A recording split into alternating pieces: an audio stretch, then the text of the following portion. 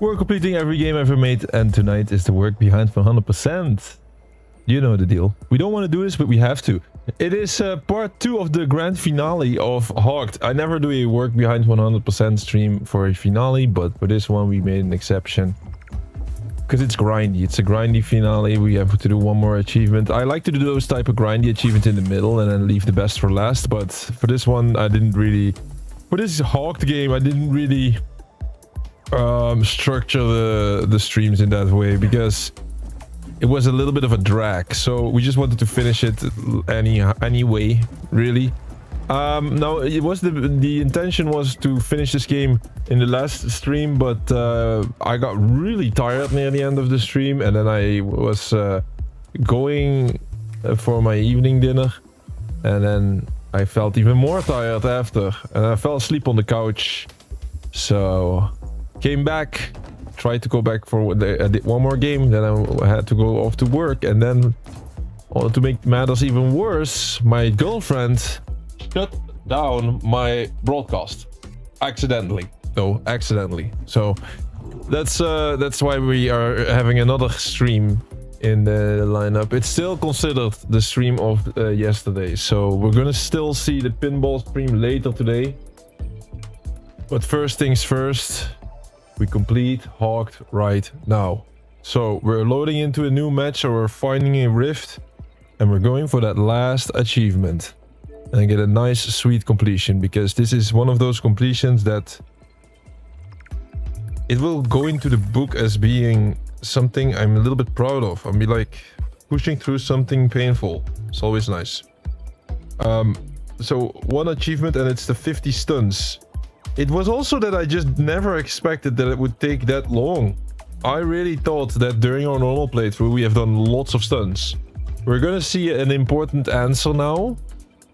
We're gonna see if the stuns can be done with the hawk, with this exo claw. What's it called? Let me check. Oh, did I just put the achievement in screen? Yes, I did.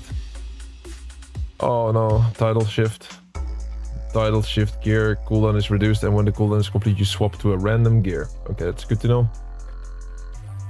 I'll explain this in a bit. Let me see the achievement. Let me turn off the tracker. Yeah. This stream can be very short. You know you know what we have to do, right? We have to be live at least 1 hour always. That's the rule.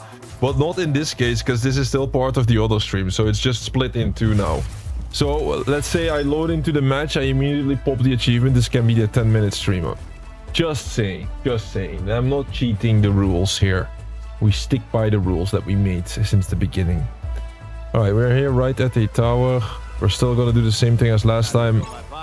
Use the explosive. If there is any, there is none. Okay, different type of tower then. My alt account spawned pretty close to me. That is nice.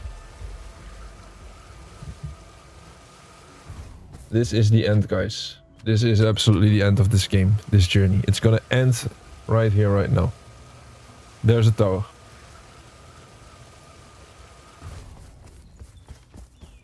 So, what was I saying about the claw? Let me check the loadout. There. The exo gear... No, it's not the exo gear. It is the hunt claw. Yeah, the hunt claw is... It's an item where if you pull in your enemy, your opponent, it looks like he is stunned. But nobody online could confirm this really 100% if it's... This guy is so annoying. What is he doing? Jumping around. Fight me. Alright, nice. Took him down. Let's chill here for a bit until the alt account is here. We're gonna every single match I'm going to start off pulling in my ult with the hunt claw to see if the stun that is gonna pop the achievement is gonna be the hunt claw. So then we'll have the answer.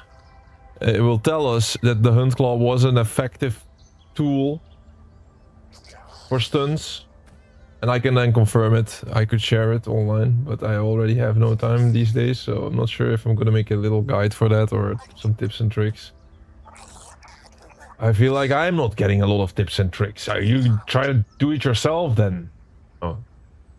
I'm not angry.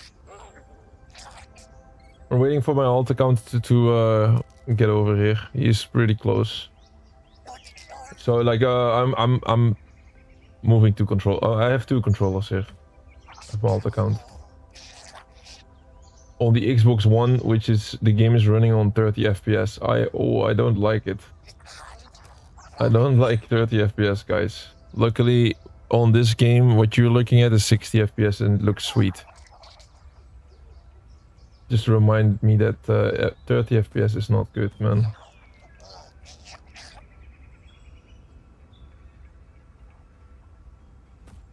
Alright, he's almost there. So the plan is we go for this completion, we add this to our list of completions. It goes into the hall of completions on the website. And then I go for a rest. And then tomorrow, like when I wake up, it's Pinball FX time. Finally, another table challenge. And we're gonna get the shiny Mental Cup, I think. We were in the top 100 last time I checked. Maybe I think I dropped out of the top 100, but still we were really in the diamond tier. So I'm expecting us to get the shiny Memento Cup. We only need to be in the top 20%. Here's the alt account. All right, let's start off with the Hunt Claw. I think I need to hit him immediately because otherwise. Okay, that is the Hunt Claw. No stun achievement yet. The next thing that we do is drop a crate on top of his head.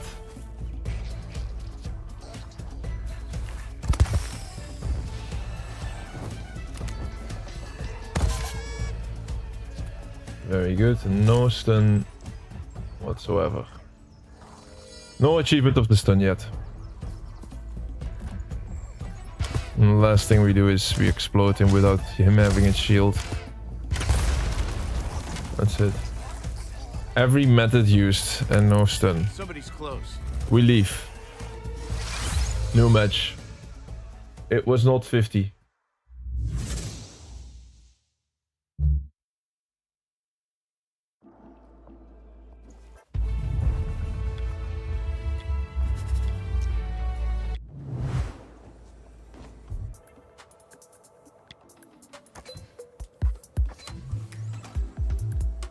How do we not have 50 stuns yet? I do not know. But it is close. We're definitely over halfway. We need 50 stuns total. I am expecting it to pop like every minute now. Every minute this achievement is going to pop and we have the completion unlocked. So it could be the next one. It could be the match right after. But like it's definitely not more than 10. Impossible. I dare to put my life on that. It's gonna be within the next 10 matches. I dare to put a lot of money on that. Let's not say life. Life is a bit too serious. We have to complete lots of games. Like, it's not smart to gamble my life away like that. In the meantime, I'm loading. Okay, we are already loading into the next match. Like I said, we keep loading into it and then just do one stun after. It's the fastest way to do this. It's the fastest way to do this. Stun after stun after stun. In the meantime, we can have a look here real quick on all the... Like, look at that. That's the last thing that we need in this game. And you see how low this percentage is, right? 0.05. Nobody does this. Nobody. I mean, 0.05. That's how many gamers do this, but not a lot. Same goes for a lot of these other achievements. This is all in order of rarity. So 0.05, 0.07, you see? It's like, yeah, small, tiny group. And of course you have a bunch of stuff. Like the least rare achievement in this game is 9.85%. It's extracting a treasure without dealing damage. Wait, without dealing any damage after picking up the artifact. Oh yeah, that makes sense because the main goal of this game is to get to the treasure room. And then once you get the treasure, you just extract. So, like, naturally speaking, you would always destroy everything that's in the room first. So I guess it makes sense. But so that means that all 29 achievements, right? If it's below 10%, All 29 achievements were rare. Below an achievement that is below 10% is considered rare. All of the achievements in HAWKED are rare. Not that it means that, not that that makes it more worthy or something, or maybe it does actually, but you get a different sound pop, right? Yeah, a different little sound pop. All right, we found a match. Oh, is this a 100 dive? Did I do a 100 dive? Could be 100. It's 996. Are you kidding me? I almost did the perfect dive. There's one quest in this game where you have to hit 1000. Luckily, there's no achievements tied to it. So, like, guys, I'm not gonna spend another couple of hours trying to get a perfect dive for an in-game mission. That's for a game that's gonna close its servers September 7. Like, we're not that stupid. But I had a 996. It was the best dive that we've ever done. All right, let's check where. Oh, very good, very good, very good. We spawned right next to each other, so this is going to be fast. The spawn points are very good. This is actually the first stream where I use an alt account. I've played the whole journey. We just played on one account. And yeah, the game is it's a free-to-play game, so luckily, if you just downloaded the license once, and you do like you share your console, or you share, you know, like you put your account to home console on a different system, then you can just play it twice. Or you have two licenses. I think there's this whole topic and the whole discussion right now online about games being digital or physical, right? You gotta see it. Like, there's no way that you haven't seen that before. So especially now, because with the PlayStation going full digital in 2028, I believe. A lot of discussion nowadays about, well, people don't want to go digital, but they kind of have to when they have a PlayStation, or otherwise they cannot enjoy the games. I have my thoughts on it. Maybe I should share. But first things first, I think we can go for the stun really quickly here. Let's see, my alt account's on the water, not too far from here. Completion is the most important thing, huh? Wait, I gotta see the exact location. It's over here, yeah.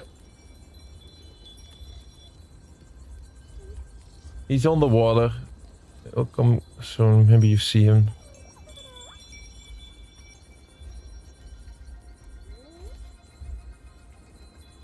I pulled in a big executioner enemy, sadly.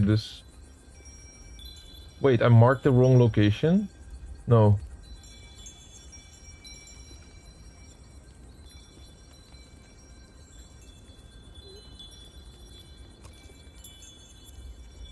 Huh?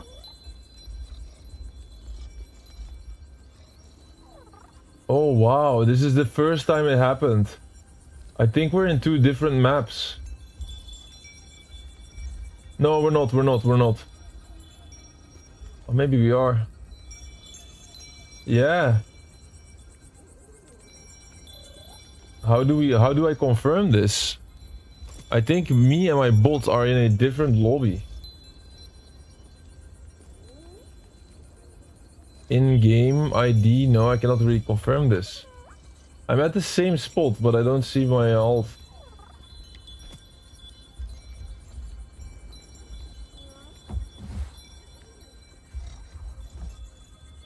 Oh, wait, it's funny though. We're definitely around the same location. I think we need to leave.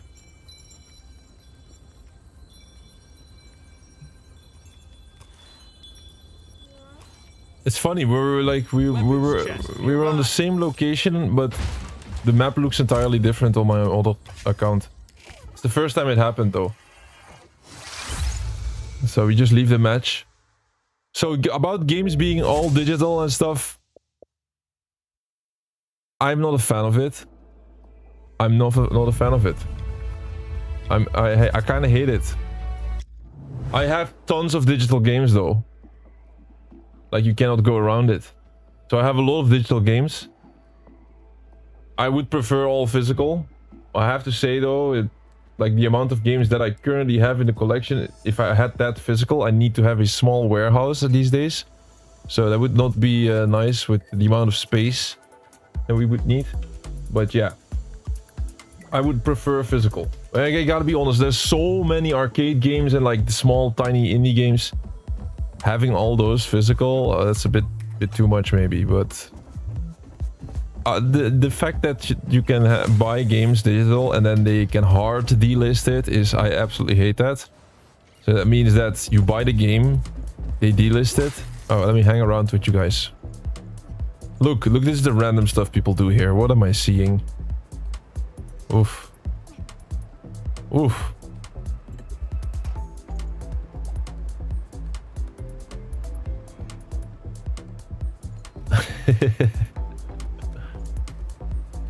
Why are they doing it though?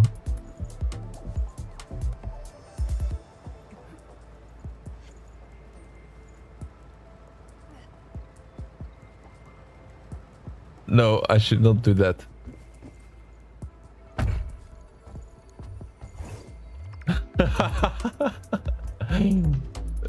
Well, 3 people just hanging around there. Wait. Sometimes I press play and it just stops searching. Okay, come on, search again. Otherwise, this completion is going to take very long if we do it this way. 50 stuns, guys. 50 stuns. It can happen each game now. So I want to, like, I still buy the digital games. Absolutely. I think protesting and stuff. It's gonna help if everybody does it. But I'm not gonna be the front man in this. There's a lot of people that need to do that. Like, we already have to focus on completing the games. I cannot focus on making them all physical. So yeah, it's stupid. It's stupid that PlayStation does this. I kind of hope they get more backlash, or I kind of hope they change their view on this, but I don't think they will. They're kind of stubborn on this.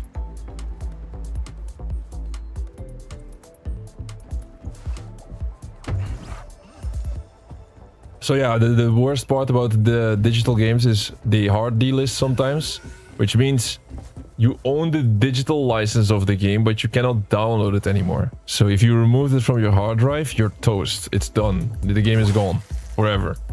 That's like, I hate that. Like, you paid the money for it and it's just gone from your collection. So it's just, it doesn't happen often, but it does happen. And I have definitely a couple of games that are hard delisted in my collection. There is something I want to do to prevent it in the near future. I might want to pick up a big, giant hard drive, like a 20 terabyte something, and just start storing. I might need more than one, to be fair. Although I know 20 terabyte is a lot. Maybe download just everything. I think I might do that when I have more time on hands. And then you have the hard delisting, you have delisting. Delisting is also bad. But at least then you own the game, then you can still have it. I still hate delisting as well. Makes me I get constantly pressured by games that I have to buy because they're gonna get delisted or they're potentially delisted. Like, it costs a lot of money that way. So no, that's not good. I don't like that about digital. The only thing I like about digital is that if you buy the game, you kind of have it twice. In the sense that you can use your main account and then the other, like, you can use a second account with setting it on home console, so that you can boost games like we're doing right now. But this one was free to play, so. And I currently only have I have 3 Xboxes. I have a 360, an Xbox One, and like, I am just a healthy guy. I just got from every single generation I got one. I'm not the type of guy that has 2 times the same console, but for this project, for this channel, I think the max amount of boosting I do solo is going to be handling 4 accounts. I think more than 4 accounts at the same time, 4 monitors, controllers, consoles, more than 4. I don't think that makes sense. That is too much, and I like, if we have to do an achievement where I need more than that amount of people, I'll just message some people. So that's what I'm going to do. I know there's lots of people out there that, like, I've seen people, they grind out a specific achievement which requires them to have like 16 accounts or something like that, and then they just make a whole room full of consoles or whatever to boost it. But man, that's just that's sick. That is sick. I'm not saying I'm never doing it though. Like, we unlock everything, so I might as well unlock really like everything. Even the stuff that requires tons of accounts. But none of that is yet on the radar, so... Alright, we're making our way to the alt account and going for that final stun, if God's will. If the game was registering every stun correctly, I think we would have gotten it by now, but I don't think it's registering everything correctly. Wait, so now we're absolutely in the same map. Can I verify? Yeah, we're in the same map. I can see by the title shift it's the same. I should have checked in the last match. I did not do that, but the map looked a little bit different. Alright guys. I know you're excited for this grand finale of HAWKED, but it's not the most exciting grand finale. I cannot help it. This is a work behind the 100% stream. This means normally it is the most grindy, repetitive stuff that we have on the channel, but yeah, it's part of it. Usually I do this in the middle and I keep this, make the last stream a spectacle. But for HAWKED, we just want to finish it and move on to the next thing. Later today, I'm waiting for my alt account here. My alt account is coming in. Look at this tower. That's the tower that we're going to use for the kill. Later today, we're going to go back to pinball. Don't underestimate the pinball game. Pinball FX. We picked it up because I thought it was going to go offline. We have a server shutdown. There was a lot of rumors on it, and eventually was a false alarm. Only the previous generation of pinball was going down on the Xbox One and the PlayStation 4. But they share the same list. I'm not sure if it's on PlayStation. I think PlayStation might have lost a trophy list, but that's the thing with PlayStation. We're a chief trophy, so we definitely do PlayStation, but it's we use the PlayStation for the PlayStation exclusives and like an exception here and there. But PlayStation, like, it's like they have a lot of those trophy lists, right? They have like the PlayStation 5 and then the 4. They have each have their own list, and then they have those regional lists with like 8 regions. I don't like that. It's one of the things I don't like about it. All right, my alt account is almost here. It's moving towards the tower, and that can then be the final stun. Here he comes. Somebody's close. That is me. I'm also moving this default character. Here he is. All right. Let's clear out the tower real quick. Try to keep those explosives intact would be nice.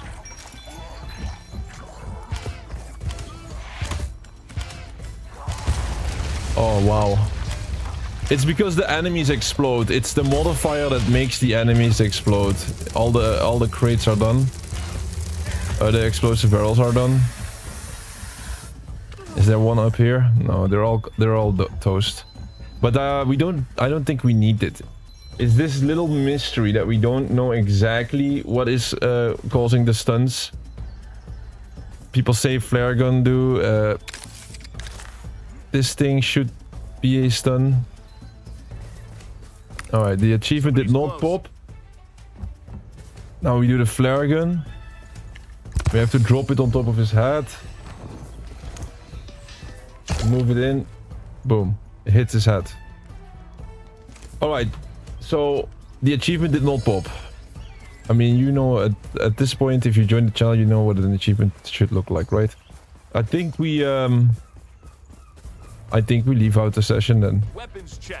Doesn't make sense if I'm gonna look for an explosive crate.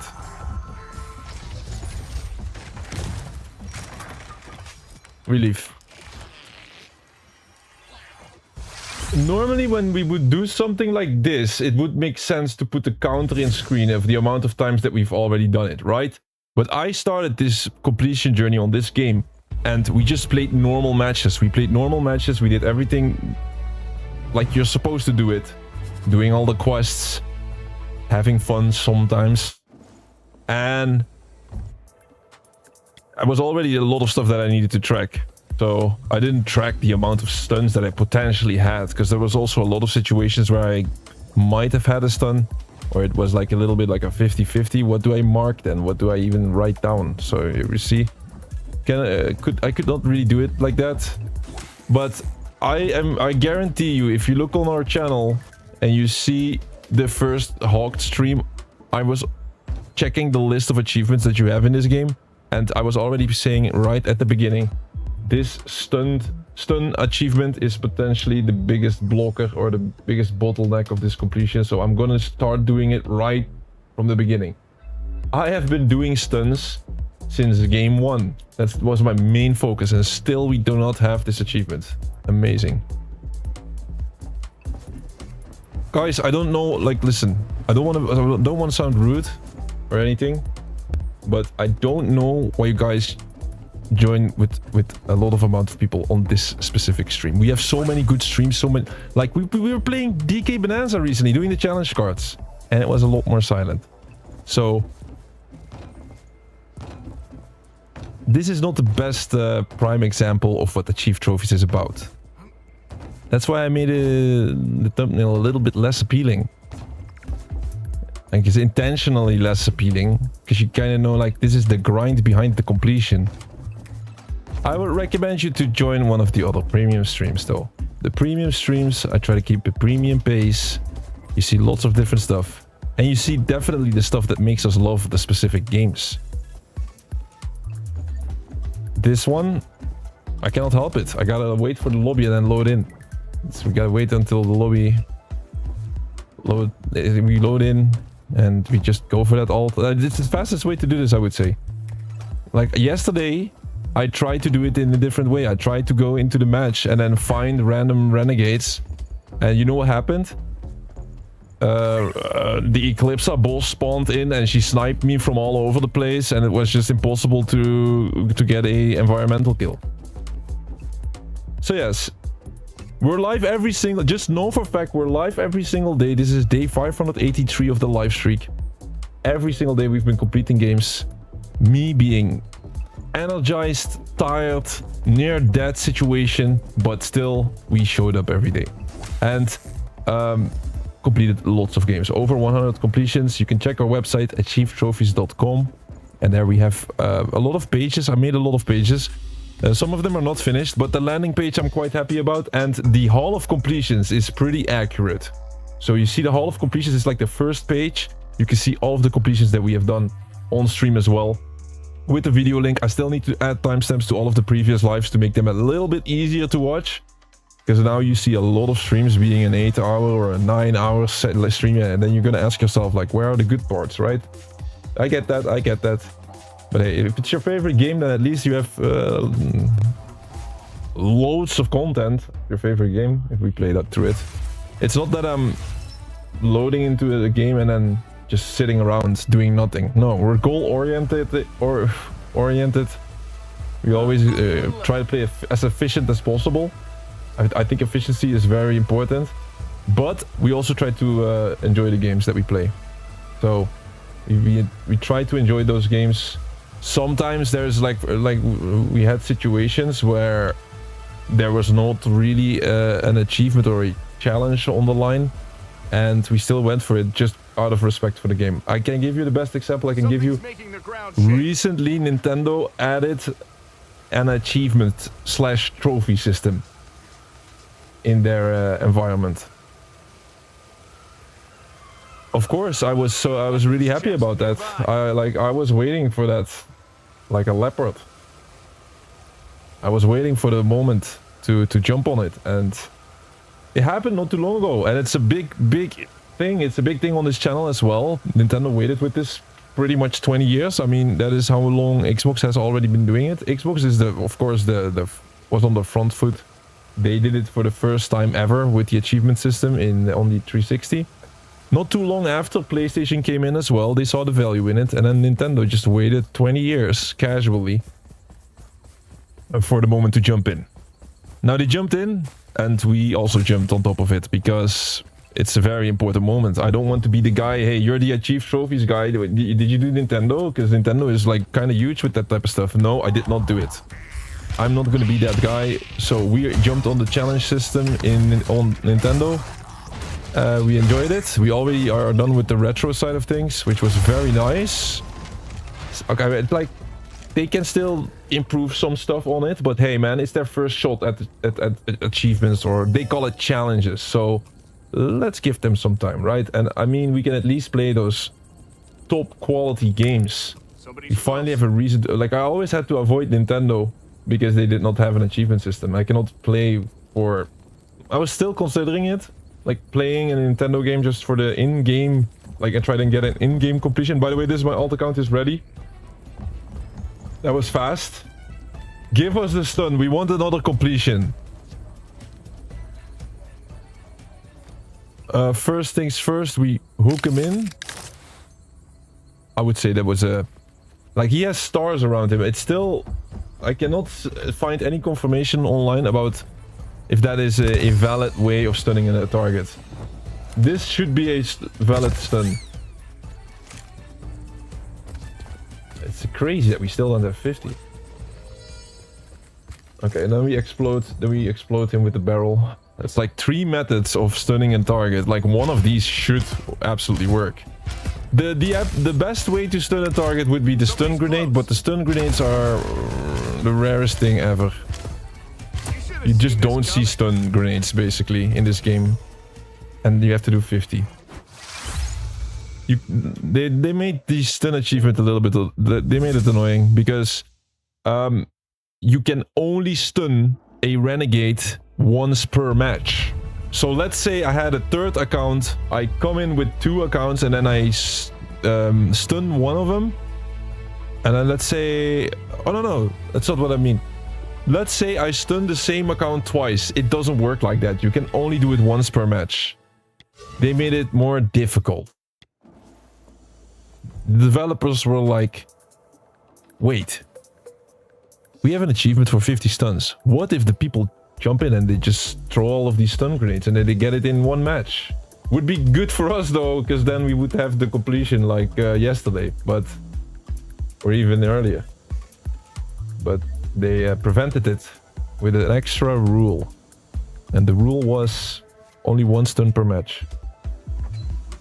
Hence is why I'm being held hostage by this game right now. I compared this yesterday with the Stockholm Syndrome. I said, like, every single game that we complete, I go sometimes, like, there's you gotta imagine, if you go for every single completion of every single game, there's good games out there, there's bad games out there, there's games that are gonna be a painful experience to go through all of that. We still have to do it. But even it doesn't really matter what game we've been playing on this channel. I always feel a weird sense of nostalgia towards pretty much any type of game. I mean, there is a handful that I really want to forget about. I'm talking Kittens and Yarn. That was probably my least favorite game so far. That was such a painful game to play. Kittens and Yarn. Because whenever I play a game, I also don't want to use... let's say like I play a puzzle game, right? When I play a puzzle game, I don't want to use a guide. Now, it does hurt the... I can imagine it does hurt the viewing experience, because... Like, if you, as a viewer, you want to see maybe the solution of the puzzles immediately. Right? Like, right now. But I think there is some value into playing the game like you're supposed to play it. Like...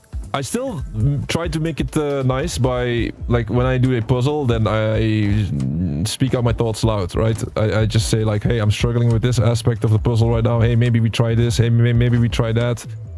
You hear me try to solve it real time. And then, well, some puzzle games are really hard. And then you get like, but if these days, if I get stuck too long, like for too long, like when it really hurts and also hurts the stream, then I say out loud, hey guys, I'm gonna use a guide for this one. It doesn't happen often, but I try to avoid it. But if it really gets to a boring point where if I have a rule of thumb, like if I just get stuck and I don't have any new hypothesis of how I approach this puzzle or how I try to tackle this problem, if I don't try anything new, if it just becomes this me being a donkey trying to hit the, like me hitting the wall over and over again on the same way, then I use the guide, because then it's just going to be nonsense. So yeah, my whole point of this is being, we've been playing lots of games and some of them were bad and not nice, but yeah, Stockholm Syndrome. Kind of love when you're being held hostage. I think we're gonna have the same thing for this game a little bit. I'm being held hostage now for the last couple of days on this game. We kind of pushed it hard. I was not liking any bit of it. I was not liking all the parts of it. But give it a year from now, 1 year from now, half a year, like 6 months from now, I'll be looking back at it and be like, hey, this hog journey wasn't so bad at all. It was some quite fun, especially if I look back at maybe one of the streams or something. Alright guys, let's see where we spawn and where my ult is. That's not too far. I think you want, like, at least we can show you the scenery, right? I have two options basically. If I do a boost like this, I can stay in one place with my main account and then let the ult come to me, or we can move to the ult. Let's move to the ult so that you can at least see some of the scenery here. I mean, it's beautiful scenery. If you want to see me go inside the island, I recommend you to watch the previous sessions that we've done. It's on the channel. It's all on the channel. This is like a library we're trying to make here. That is what we're doing. I don't know how I would compare myself to other content creators. Like a little bit of an archivist type of trying to make a library full of completions. Maybe that's the best way of putting it. Trying to be as complete as possible. That's why we play a game like HAWKED and we're not playing Assassin's Creed Black Flag Resynced or Halo Combat Campaign Evolved. I would love to. Don't get me wrong. I want to play those games, but there's no deadline on Halo Campaign Evolved, right? I mean, as of now. Besides, there's also a thing that I've read about this Halo game. Halo Campaign Evolved. I need to get used to the name. I'm so used to Combat Evolved, but it's Campaign Evolved. They made that cheeky little change of the name. There was like recently, they were saying that the Lasso achievement on that game was you could cheese it. You can do it in a really easy fashion. When we play a game like that, I'm not trying not to cheese it, okay? Like sometimes there's a low percentage of moments where I cheese something. I also tell you why then, but 9 out of 10 times we don't cheese things here on this channel. So that's why it's also extra hard sometimes on me. Sometimes I absolutely hate that I made that rule for myself. And I feel the pain, but once we complete it, yeah, and then no more pain, and it's a bit of pleasure, huh? I mean, that's the nice part about it. Okay, like we have arrived. The alt account is sitting there, and there's a tower right here. I don't think this one has explosive barrels. This one just has a giant shark upside down. By the way, talking about this game, maybe we should say something about this game. I mean, there could absolutely be some people out there and they've never seen this game and that type of stuff. So maybe I should, like, since it's now the grand finale, it's the last thing that we need to do. I hate that we put this achievement as last. Normally, I really think about what achievements we showcase last. I would normally not put this one as being the last one, but he was stunned, right? Come on, man.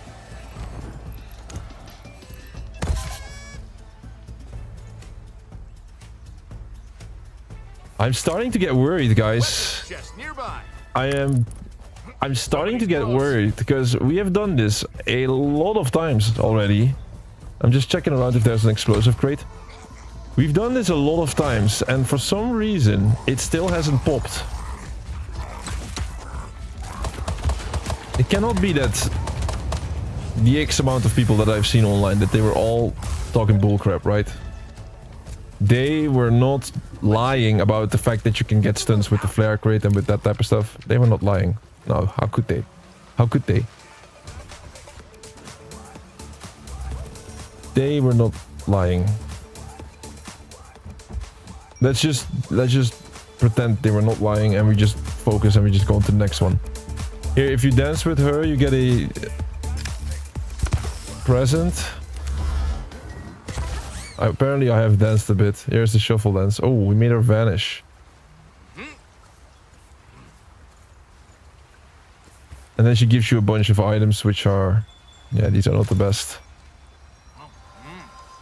Sometimes we get a shish kebab and then we see the location of a couple of renegades, but not this time. Not this time.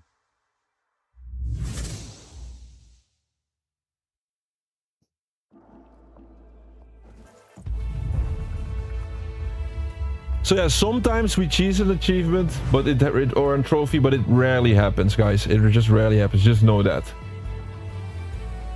We want to respect the achievements. We want to try to complete them the way they were intended. Like, for example, I can give you a lot of examples on what we have done on the channel. You know the game BioShock? I mean, how could you not know? BioShock, absolute quality game.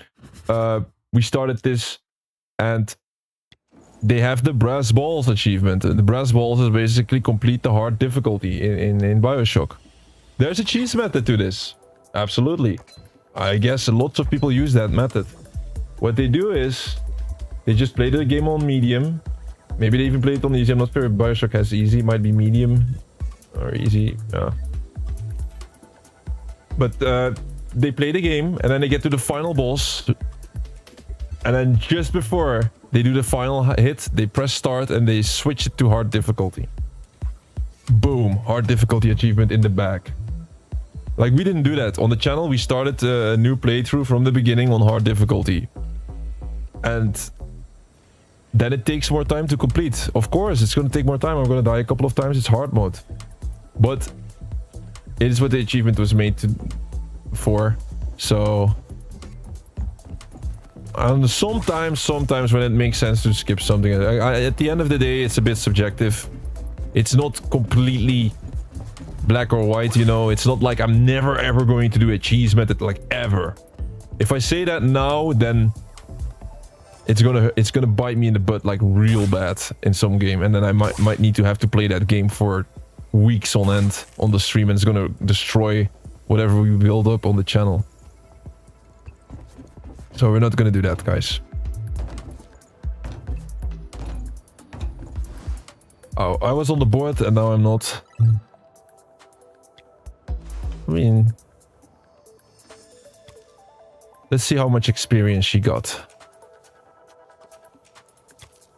Renegades eliminated. She finished 1 renegade and she finished another 3. Kind of like a beginner. Yes. I have more experience. Maybe we should teach her. Let me show my character. Look, that's my character. Look at how many I eliminated.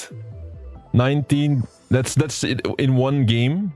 19 and then total 285. So that one character is new. Maybe it's an alt account. Could also be. The funny part about this lobby, by the way, is that whenever I look in this lobby and I look at the random people standing into it, I often see other completionists that I know by name nowadays. That I already did some, like, I think this guy maybe. I've seen him before, I think. Most people that you see drop in this game now are like completionists, and it's funny because it's always those niche games or those smaller games. With server closures or with like a deadline, and then you see all the familiar faces in those games once again. It's like this small group that just goes out and do this, and like of course, well, like I'm the one guy streaming it. I don't know another person of those people streaming it. I mean, they could do it. Why not? I would be interested. I would love to see somebody do the same thing as we do. I would love to see it. I think when it comes to content creation in general, I think there is enough in this in the world for everybody. Like, we've been in a lot of situations where there was There was also people joining my channel and then like asking for views, this kind of stuff. Like, I think there's enough piece of the pie for everyone. You can always create more and stuff. Although, like, if we really are being honest about that, it might not be the case. But you get me. Like, I think we have a lot of potential, all of us, to make better stuff. So, like, I would love to see somebody do the same thing as we do. I would love it. I think why you don't see another channel like we do is because it's kind of heavy.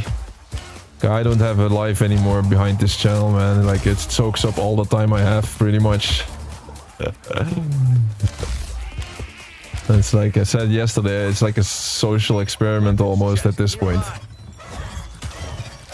Like, what is this guy not going insane after so many days? It helps though to play the right games at the right time. But I'm not really deciding, like, I'm not picking how I pick the games is not really because I like to play a specific game. That is like a non-decider for what game we're going to be playing on the channel. I think that's also something you don't see often. I think a lot of content creators out there, they play because they like a certain game. Like me liking a certain game is a non-factor if we're going to play the game, yes or no. We play the game that needs to be played because maybe a deadline, maybe a server closure, a delist, a potential game that is going to have discontinued. So it's a bit of that. Also, planning ahead. We're looking at the horizon here. My alt account is going to come up at the horizon soon. Just watch. Oh, no. Are we in a different map? Please don't tell me that. Title shift. No, we should be on the same. I'm gonna be honest, I should at this point see my alt account.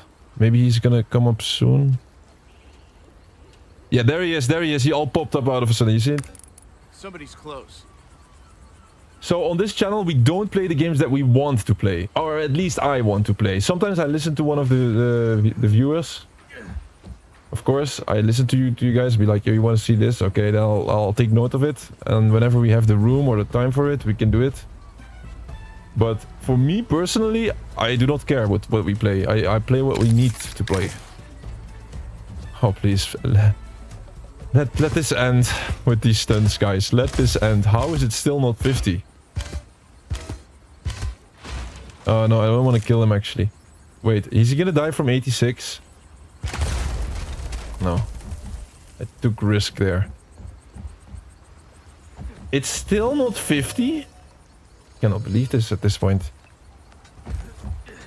Here's an actual stun grenade, guys. The rarest item in the game. Let's stun me and my alt. Somebody's close.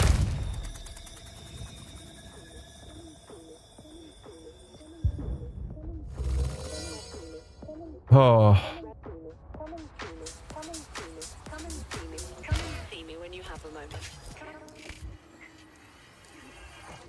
Gotta just load back into it. But so like we've had people on the channel joining, and then they be like, all right, so it's always going to be a channel with server closures and delists and games that are dying. No, because we work so hard that we're a little bit ahead of the curve. We work so hard, we complete so many games that, I kid you not, once we complete HAWKED, the next absolute deadline is Donkey Kong Bonanza, which is the end of the month with the challenge card, and Infamous 2, which is also the end of the month with 2 trophies, but it's like one stream. But right after that, the first official deadline that we're gonna go for, or that is even within gaming, is January 2027. So then we have like 3 months where I have time and space, and they can throw deadlines at me. Like, I wouldn't care. Like, let's say tomorrow they're gonna say like, hey, we're gonna server close the whole, I don't know what game has a lot of online achievements, the whole MotoGP franchise. I'll be like, bring it on. I'm gonna finish that. Give me like 2 months, I'll finish the whole franchise. So you see, after this completion and after the Donkey Kong Bonanza and Infamous 2, we'll be in a different spot. We've worked so hard that there is no official server closures anymore in the nearby future. And then what else are we gonna do with our time, right? So you're gonna see a great mix of games right after this. I would say, like, maybe even after this specific game, you're gonna see a better mix of games. I like to have a good mix. And then, like, the premium stuff in the weekend. Oh, damn, I was not ready for a dive. I was not ready for the dive. Let's show that we can do better. We can do better than that. We had a 996 not too long ago, I don't remember.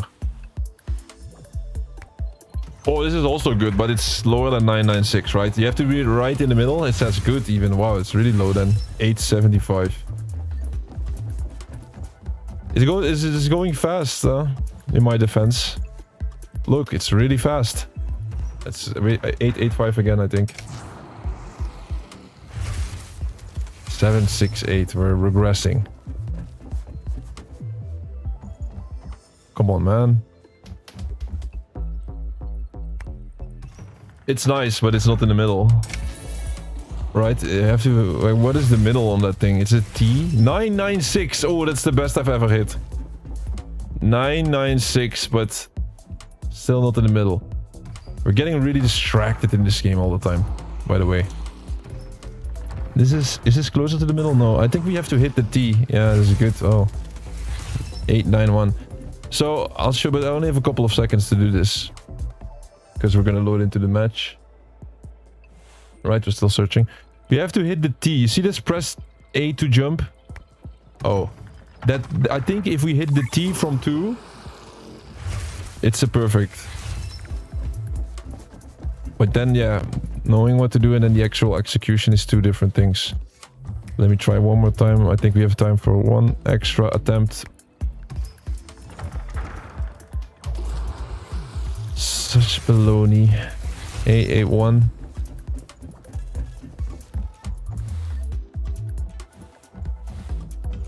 My high score also goes away, by the way. No, like, I'm ready for the stunts. I don't want to do this anymore. Load me into the mat. Thank you. Thank you. Guys, you deserve closure. I deserve closure of this game. This game deserves to be Achieve Trophies history. Come on. It's gonna happen now. Pray with me. Pray with me. Stun number 50. Stun 50 is coming. Now it sounds like this was the biggest grind that we've ever done on the channel. It's not the case. It's not the case. We've done grinds that were worse than this. This is a medium-sized grind, I would say. It's just that the end of it is a bit repetitive. Luckily, I have enough to talk about. Because I do this every day, that's why.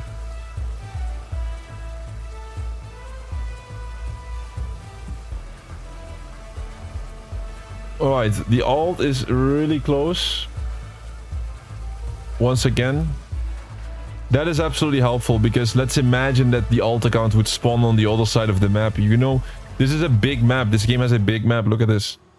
If I have to go all the way to the northwest corner, then come back in an hour. Like, it really takes that long to travel.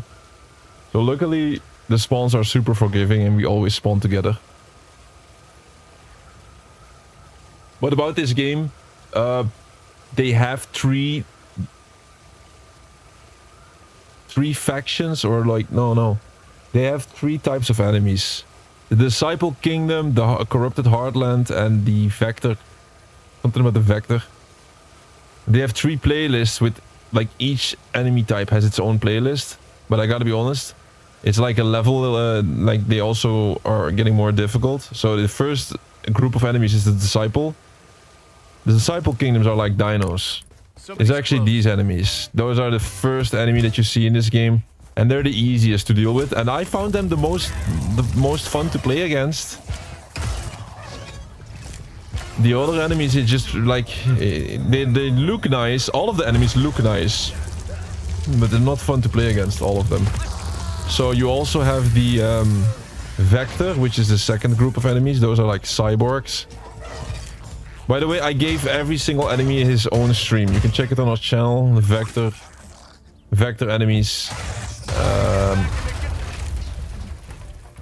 We had Vectors, we had Disciples, and all the crates exploded once again because of the... See that modifier? Tidal shifts. If you destroy an enemy, the enemy explodes and everything around it. So no more crates for us. Guess it's gonna be one of those matches where we don't do an explosive crate stun. Somebody's close. Here's the alt. And then we hook him.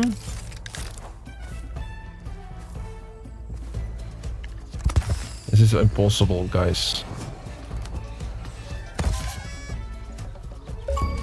Yes!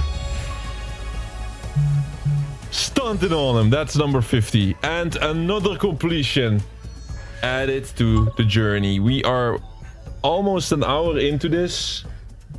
55 minutes. The rule is always we have to be live for at least an hour. But I don't even like...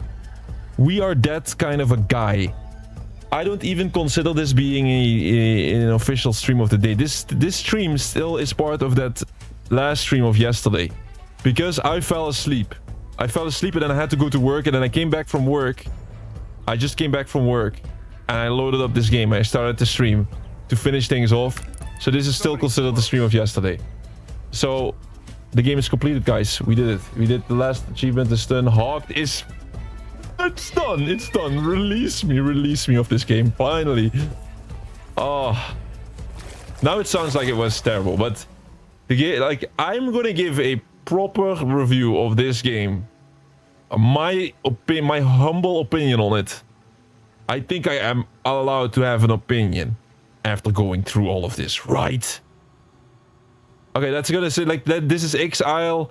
I could be a tour guide and go through Exile and show you the whole island. Man, there's enough footage on the channel already about that. Let's leave the session.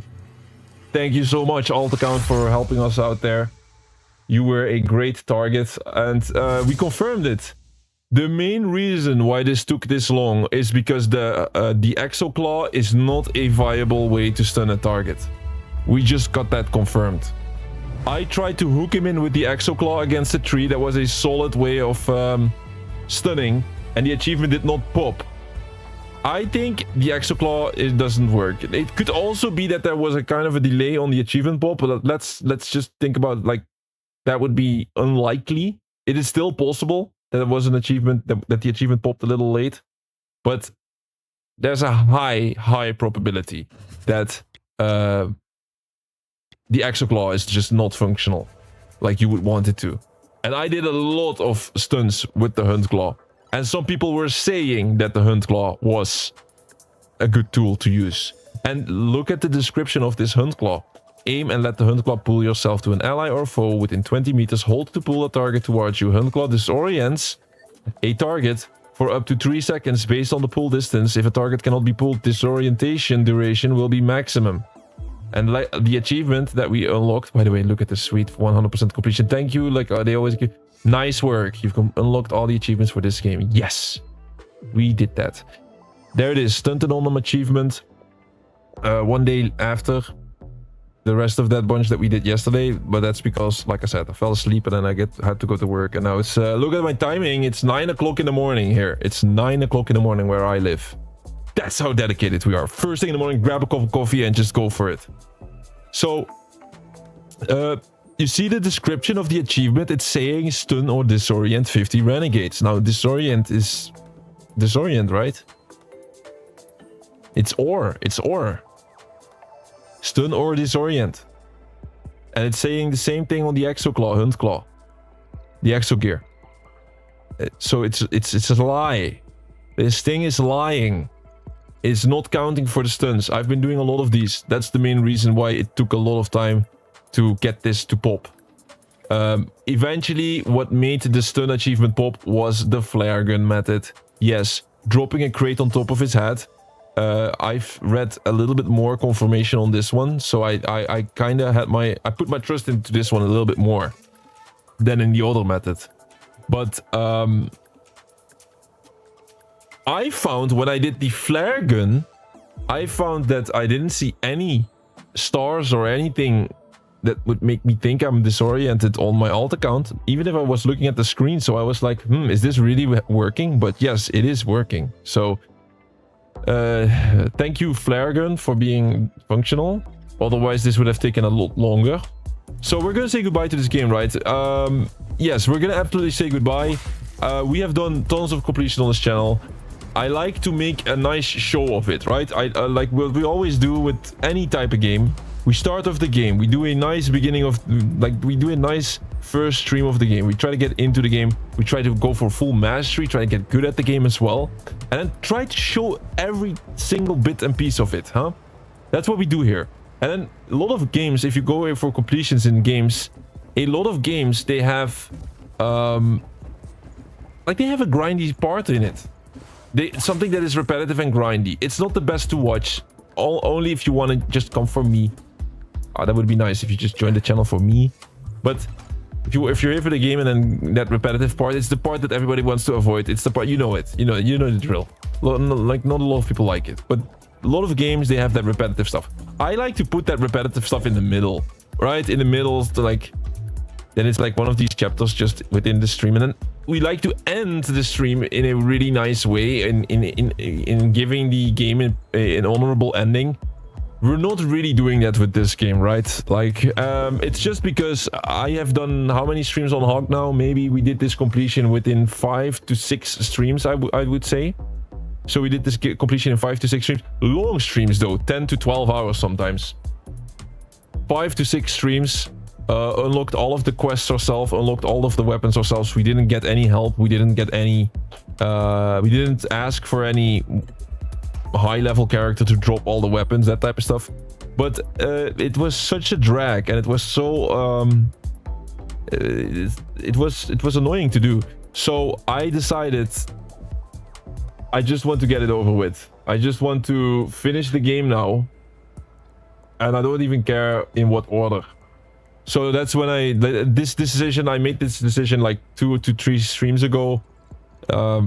It was just getting really rough, and I was like, okay, let's just finish this game. However, I don't care. However, like, I'm just playing, and we try to play it efficiently. So that is why the last achievement of this game was the stun grenade and the knocking down 20 renegades using the environmental damage. That is the main reason why that was all the way at the end, and it was not the best watch. Okay. Just saying that we're not going to do that often. I'll only do something like that when I a little bit had enough of the game. I'm a human. Like, I'm not a robot that's just going to be like, oh man, I'm just going to act like I enjoy every bit and piece of it. I am just not that guy. Okay, so we're going to say goodbye to HAWKED. I think the game just does deserve one more look around in the lobby, and then like a little bit talking about the stuff that we have done. Okay, that's the least I can do. So of course, let's like we've done the same thing in King of Meat, right? Like last say goodbye, last tour. I'm not gonna do a tour of the island. The island is too gigantic and enormous. So like here's the shooting range. We have done that once, it seems. I think this is our result. Yeah, we've done the shooting range once, and you have all the way, like, this is a typical shooting range. I don't know what to say about it. Like, you can just go here and you can even grab a shield and health, and you can grab everything the game has to offer. So all of the weapons as well. It's actually a good spot to talk about some of that stuff. So I'll talk through some of the achievements that we had to go for, right? Not all of them, because that's like 29 total. But I can at least talk like, hey, what was the completion like? What is the hardest thing to do? I mean, if you want to pick up this game and still go for the completion, you still can. We're really early. It is August 7 right now. The game is gonna close September 7. You have a solid month to do this. It's absolutely doable. So maybe I'm gonna... this is good use to somebody. How about that? Well, you got these spinning blades is also an important thing. And look, you can even practice this. I can go in and do melee. I just want to see what happened.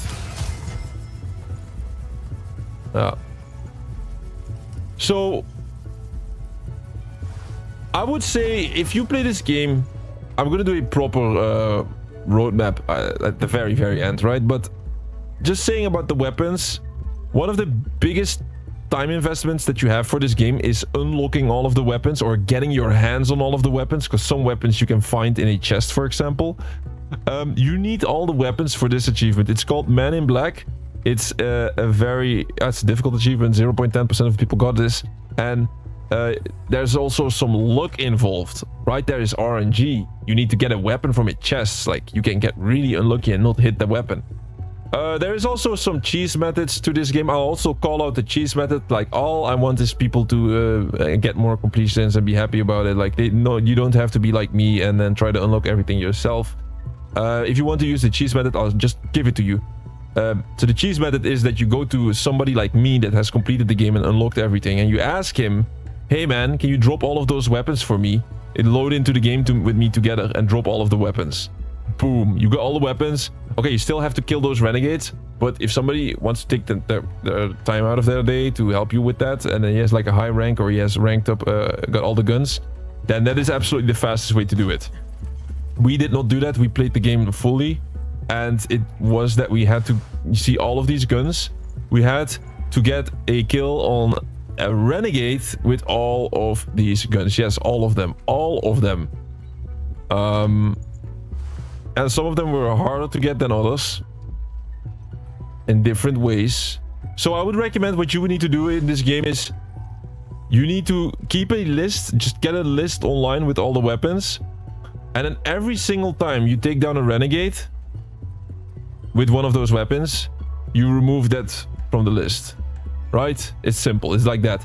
I made a little mistake at the beginning of the journey. I was like, oh, I killed somebody with this gun, and then I marked it off, but it has to be a renegade. A renegade is the character. It's like a... It's the same type of character as you.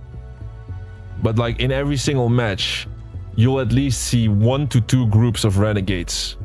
And they come at some point pretty much automatically every single match. So you just start playing the match, you just kill a bunch of enemies, and then eventually the renegades will spawn in, and it's going to be a group of 2 to 3 to even 6. It depending on what playlist you play. If you play the hardest playlist, you get like a big group of renegades coming at you. So like there's good ways to get renegades though. But yeah, about these weapons then. I got some personal favorites. So this like, oh, did I just pick it up and then not returning? Okay, it is still returning. This is one of my favorites, the brimstone.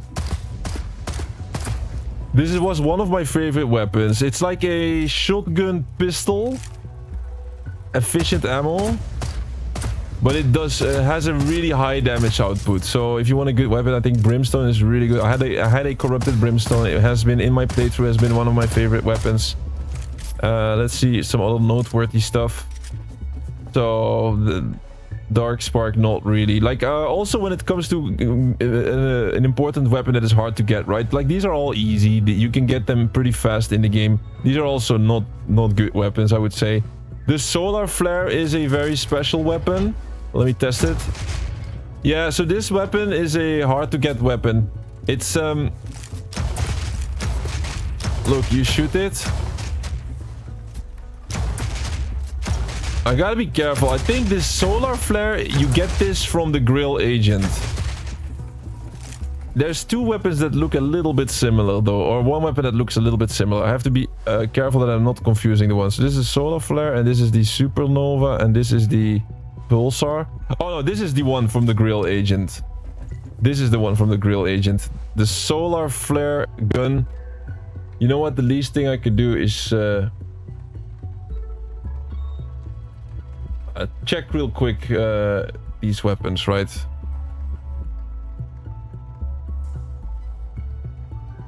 I had a file of that, so I can at least share that real quick.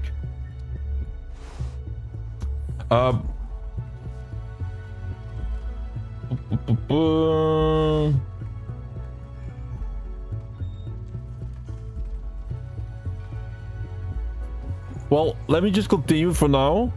All I can say is this solar flare and this supernova gun and this pulsar gun. This one comes in a chest. This one was one of our last weapons that we got, the supernova. You have to get an epic chest and just get really lucky. So epic chest and just it's a loot drop. You can also get this from the HAWKED, from the renegades. The renegades always have weapons with them, and if you get lucky, like I think they can carry pretty much any weapon. So if you get lucky with one of the renegades, always when you kill a renegade, just check their loot. Supernova, this solar flare, I'm really thinking about like where did we get it? I don't think this was too hard to get though.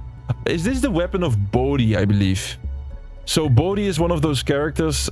He'll come at some point. If you go for all the quests, you see Bodhi. Like, it's really hard to miss. I was absolutely getting stressed for killing Bodhi. He's one of the more annoying bosses. So he comes into the match and he tries to kill you.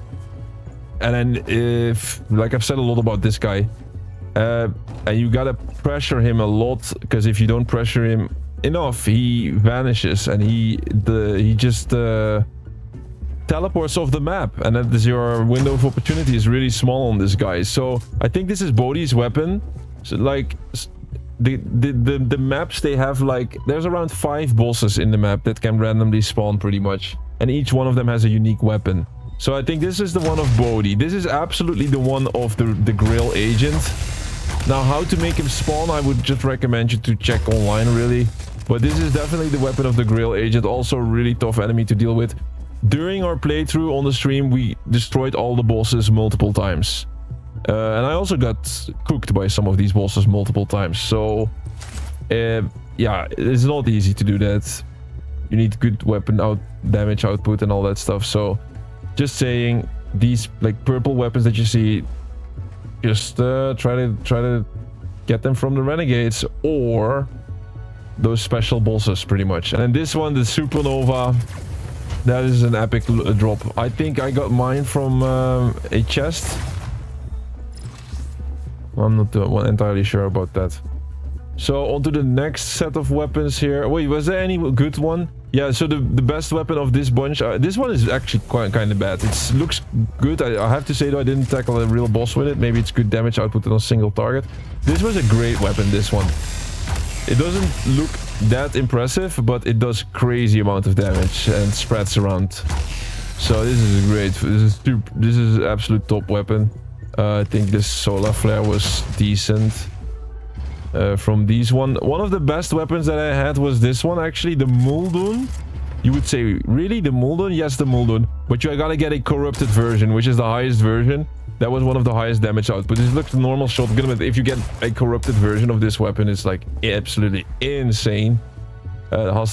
These are not good. These are not that good. This was also one of my favorite guns. This was like my basic go-to gun.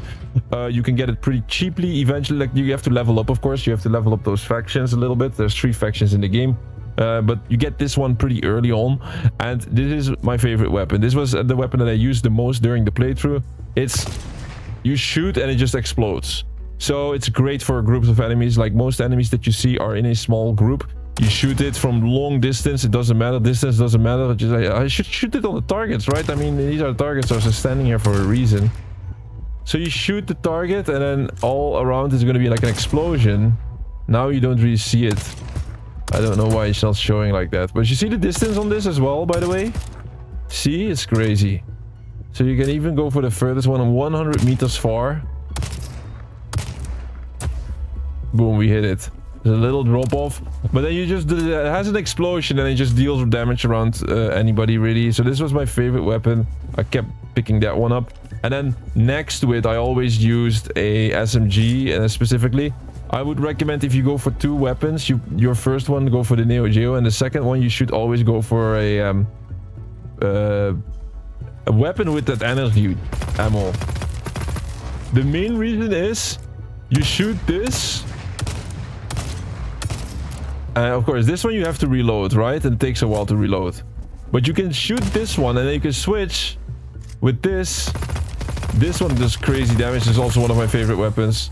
And now it's overloaded, but once it's overloaded, you can just switch weapon and keep shooting and shooting and shooting. And now it's in your backpack and the overheating is gone. You switch back and you can shoot once again. So you see, there's no reloading on this weapon. So that's what I found really nice. And then furthermore, yeah, these were all quite the same. I'm like, these are some of them are good, but not really, I would say, special. This is a good weapon. I mean, not good. This is the last weapon that we needed, the Penumbra. It's also a weapon that you get from an epic chest. So And this is one of those weapons you get to get lucky with. Is it a good weapon? Yeah, I think it was a good weapon, but this was one of the last weapons that we needed. This is also one of the last weapons that we needed, the Phantom. This was... I didn't like this one. Personally, I didn't like this one. It looks nice, but... yeah, that's it. Why I keep shooting a wall, by the way? I have to do this. So I didn't like this gun. But it was one of the last guns that we needed. You get this gun by doing the challenge. There's a challenge that you get if you level up, I believe, Tabitha all the way to the highest level. She's going to give you a challenge, and if you complete the challenge, it's like killing 50 enemies with full shield and full health. You unlock this gun. So don't worry, some of the guns you get a challenge with at the end. And then for the rest of this, not really anything noteworthy. This is all not noteworthy. Here are the snipers. Like some of them you get from bosses. Nothing special, I would say. The Bella, like Twin Eclipse is one of the worst bosses in this game. It's a sniper girl that always gets me. This is her weapon. She was very tough to deal with. This was one of the last snipers that I needed. It's the Quasar. You get this for being level 8 with Ellie, I believe. So it's just one of these. That is the main reason why you have to be in this game for very long. You have to go level 8 with most of the factions, with Tabitha and Ellie for sure, and Bjorn is like optional. And then you get that sniper. Well, I mean, snipers are pretty much the same in this game. There are not a lot of difference between the snipers. And then if you look at these items, I mean, like the items, there's not much to say about it. Only this, that the stun grenades, like look at the type of grenades that you have. You have 4 type of grenades. For one of the achievements, you need to deal damage with all 4 of them. I would say the drop rate on these 3 are significantly higher than the stun grenade, or at least it felt that way. Maybe it's a 25% each, but I would highly doubt it. I have proof. I had a match. I had 6 matches in a row doing this flare crate where you always get one group of grenades. Oh, you don't see it now. Every half a minute I did the flare gun, and for 6 matches in a row I did not get one stun grenade. But yeah, you know the stun grenade, it's very important. The stun grenade is important because you want to stun those renegades for that last achievement that we just did. So that is that. That was the whole explanation about the guns. Oh yeah, then we of course have the armaments. Let's not forget about the SMGs and armaments. The SMG, I've already showed you. The Moonduster was my pick always. Very fast, good damage. This is all not really... yeah, it's good, but not really anything to say about it. Then we have the armaments. Also one of the achievements that is like the lowest rating, or one of the rarest achievements out there. It's with the 007% inflict damage or heal with each type of armament weapon. You gotta unlock all of these. It's 1, 2, 3, 4, 5. Is it 5? Really? I thought it was more. I guess it's 5 armaments. Armaments is like an... oh, there's more. There's more. Islanders. No, maybe it's 5. This is a heal gun. So the armament is like an extra equipment that you can get besides your 2 guns. So yeah, you got a hammer, you got the Islander staff. I haven't used this a lot. I was not the biggest fan of this. Hold stepper. It's like mines. These explode. I'm not sure how to explode. Make you hold RT. Tap it. No. RB. A. I try every button. I guess it's maybe it's landmines. Now they explode, you see? And then this one. What does it do? Fires marking shots when aiming and homing charges from the hip. I wish I could say it's epic, but man, what is this? It's a freaking stapler. We've seen better. So that was the guns. It's a very important aspect of this game. We're gonna say goodbye to this. Like, this is a farewell tour of this game. Not every room has a big story like this though, but this was just for the completion. It was quite important. It's a quite important aspect. So that's the main room. Here's the important 3 quest givers of this game. Is this Tabitha. You have to get that reputation level all the way up to 8. That is probably where your most time goes into, because leveling them up requires you to do quests, and these quests are the worst part about the game. They're very bad, especially the story quests, which is the biggest deal breaker for me in this game. It just hurted constantly, and it was not fun to do. And it was... I kept comparing this with finding a needle in a haystack. You don't get a waypoint, you don't get any advice on what to do in the quests, and they just drop you into it, and there's not a lot of info about it on the internet. So, good luck. That was the experience on making this high. I gotta be honest, this was probably... Tabitha is the first faction in this game, and she was the easiest to do. She had decent quests, relatively speaking. This was the easiest one to level up by far. So if you want to level up only one or something for the experience, you just level up this one, and then at the very end you unlock the get up gun armament. So you had to get her to level 8. Then, by the way, these are the game modes. So Tabitha is connected to this Disciple Kingdom, which is the easiest playlist, which you also see the most people. Treasure Hunt is like the PvP game mode, but listen, we have just done a crazy amount of Treasure Hunt, and every single time I load into the map and we have never seen another real player. So in my book, this game mode is going to be with maybe bots, and you'll find other people play this rarely in your lobby anyway. Besides, HAWKED was a PvP game first, and then they switched to make the transition to PvE game. So the core gameplay should be PvE anyway. So we didn't play a lot of Treasure Hunt, not a lot of PvP stuff in the journey. A quick play is a bit of a mix of everything then. But that's not important. The second big playlist of this game is the Vector Invasion. It's the Vector robots. They're kind of fun to play with, but or play against. But yeah, it's like they go up in difficulty as well. So the Disciple Kingdom is significantly easier than the Vector Invasion, and the Vector Invasion is significantly easier than the Corrupted Heartland. So that is decent, right? Like raising difficulty. But the enemies... These enemies were okay, still. But the Corrupted was just on another level. Those were ripping my hair out. I was ripping my hair out trying to kill these sometimes. The Corrupted was so annoying, so many, and that is where it got stupid at some point. So the second big quest giver, so Tabitha is for the disciples. For the Vector, it's Ellie. This is where the game became a nightmare. Her quests are so goddamn bad, and it was such a pain to do these quests. By the way, you get a solar flare from her as well. I got the solar flare from a different way, but you get the solar flare at the very end. If you get her to level 8, she'll give you a quest that you can do to obtain the solar flare. But raising her all the way to level 8, which we had to do for the Quasar sniper, that's the only way that I could get that sniper. This was the absolute pain of the pain.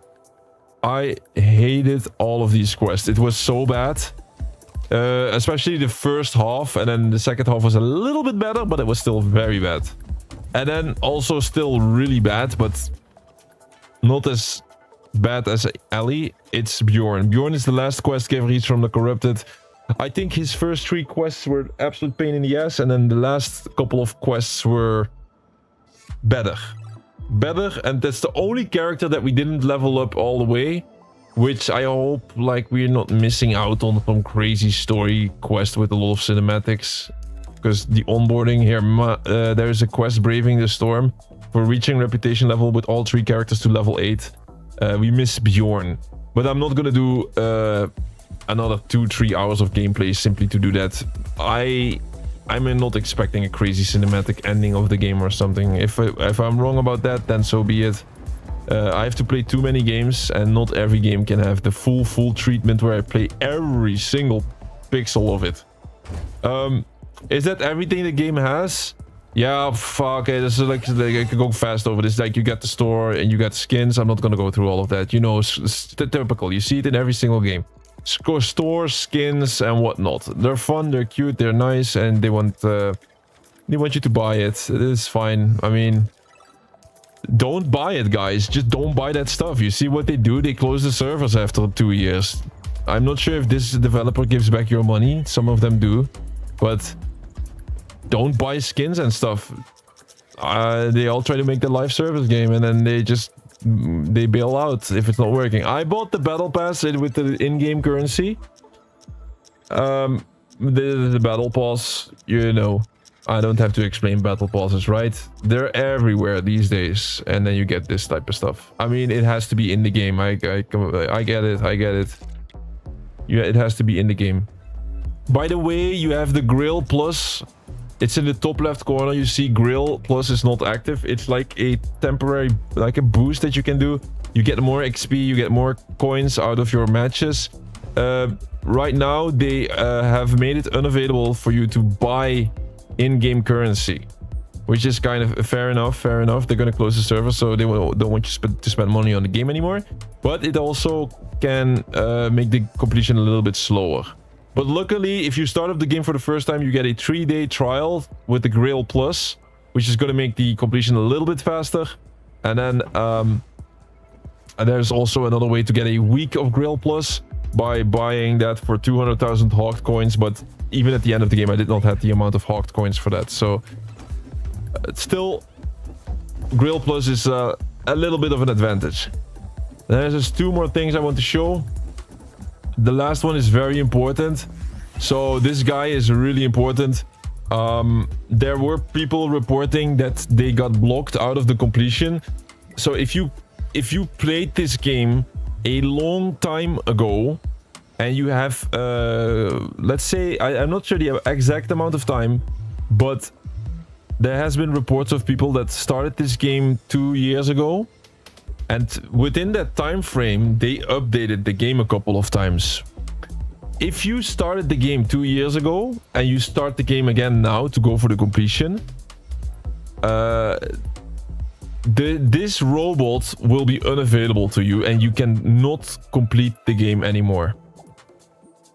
That is really rough, but what happens is, or maybe the robot is here, but everything here will be blacked out and you need the black market and the synthesis. I think you need the synthesis function to get the full completion. So just a warning, if you started this game 2 years ago or a long time ago in one of the earlier patches and you want to come back to complete it, you're gonna be out of, there's a high chance that you're gonna be out of luck, because the synthesize method is a new function in the game, and it is connected to the achievements. You cannot complete the game anymore. Luckily for me, I started this game 1 month ago, so it sometimes pays off to be late. So, like, I'm not gonna explain all of this. The whole game, the whole goal of this game is artifacts. You see 4 of these lined up here, and you can get artifacts in the game. It's the treasure. It's the big treasure. I have lots of artifacts during my playthrough. These treasures, they give you special abilities with the character. Not even the biggest abilities, like small improvements here and there. Sometimes they do make a big change, like some can make you invisible and that type of stuff. This is like the big goal of the game. I don't know, man. I don't know what to feel about it, those artifacts. I think they're kind of decent, but it doesn't make me super excited to go for it, especially knowing that there's a server closure. So yeah, it's not really fair, is it? But there is some achievements where you have to synthesize and that kind of stuff. It's a little bit too hard to explain here, but yeah, you just have to dive into it and try to I would say spend 20 minutes on this and try to read everything of this, because synthesize is quite difficult. The thing is, what you want to go for, one of the biggest achievements in this game, it's the it is one that we got really early. It's this one, Upgrade Master. This used to be the biggest achievement in the game. A lot of people had to grind their ass off for this one. We got this pretty early. The main reason why we got this early is because they lowered the requirements in the latest patch to get this stuff done. So once again, it pays off to be late. And you have to upgrade 7 items fully. The best thing which you can do is you go to the black market and you're gonna wait until you see a purple artifact. So right now, these are not all artifacts. You can see this by on the right side of the screen. You see loadout slot, trinket. So this is a trinket. Trinkets are different. Trinkets are less important. Trinkets are only like boosting your artifact. The artifacts are the all it be all, or how you say that? The end all be all are the artifacts. So this one is a artifact, but it's blue. You have to wait. So this resets every day. It's going to reset again in 16 hours. It's going to reset, and once it resets, and it comes to a purple artifact, you just buy 14 of these purple artifacts. 14. The idea behind this is, if you have 14 artifacts, and you go synthesize these 14 artifacts. 14 divided by 2 is it's 1. If I never, oh my god, I'm gonna get the smoked by that one. 14 divided by 2, it's 7. But you know what I mean, right? It's you have 7 artifacts then from a higher rarity. If the synthesize, it's just a hard topic, guys. In my defense, it's a hard topic. If you complete synthesizing those artifacts, it's gonna be a higher rarity. Okay, it's gonna be a higher rarity. So that's what I was saying. You have 2 purple artifacts. You put them together, you get 1. That's why I was saying 1, and you get a more rare artifact. That counts as a fully upgraded artifact, and you have to get 7 total. And the highest rarity is this group that I have on the top here. It can be a legendary, or this is masterwork. It can be corrupted, or it can be legendary. All of those 3 are still a fully upgraded artifact. So it's a bit complicated. This is just a complicated topic. I don't like that, but that's what I had to do. So wait until you see a purple artifact, buy 14 of them and use them. Use them with the synthesize, and then try to get 7 upgraded. Okay. That's it, actually. I don't think there's anything here left for us to do. We really can say goodbye.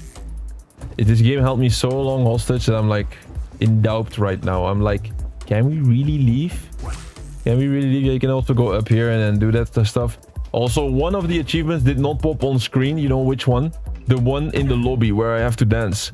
There is footage of me going to the break screen and then being here dancing.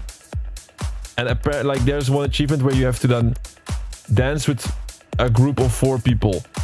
So I put the game on pause screen, and then 4 people, like 3 other people joined me, and I got the achievement.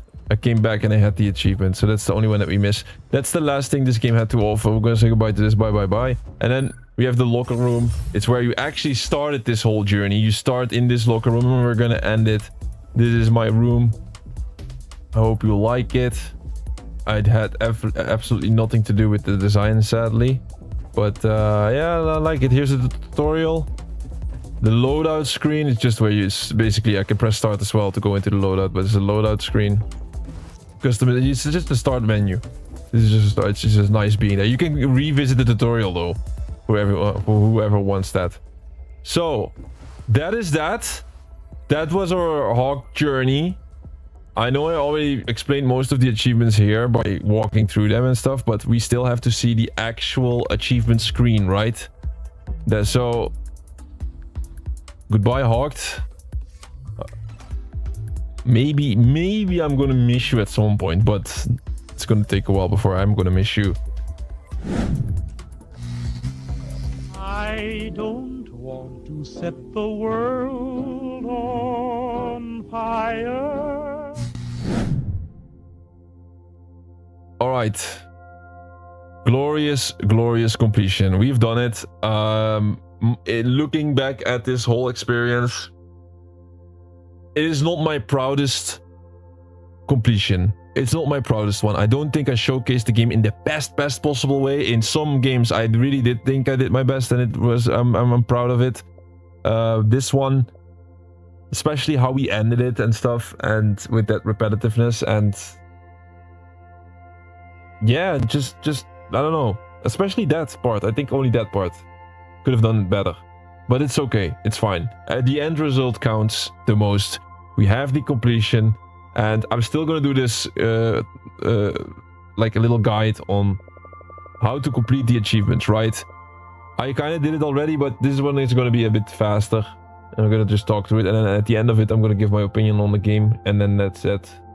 And then we close it for today. And then we're going to come back later today with Pinball FX. More on that after this. So, Journey of Hawked. We started this on 24th of July. It's not too long ago. It's not too long ago. Is this for real? No, we did not start this on 24th of July.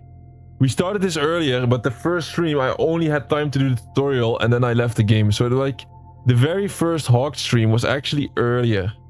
The very first Hawk stream that we did was... Let's have a look.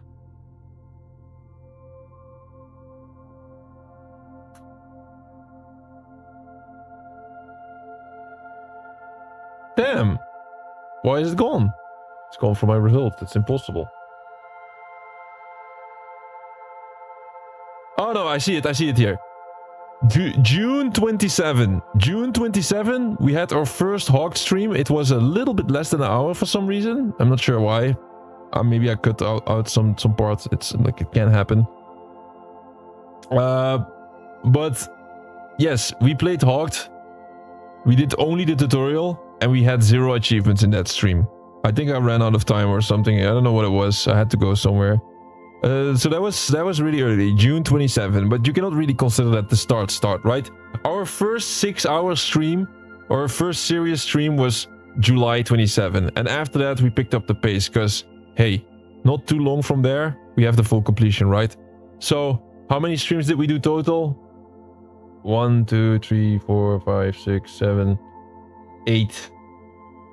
And then if you consider this one, it's 9. It's 9 if you add this one to the bunch. But let's be honest, this is just a part 2 of that other stream. It's like split apart. So that should actually still be one stream.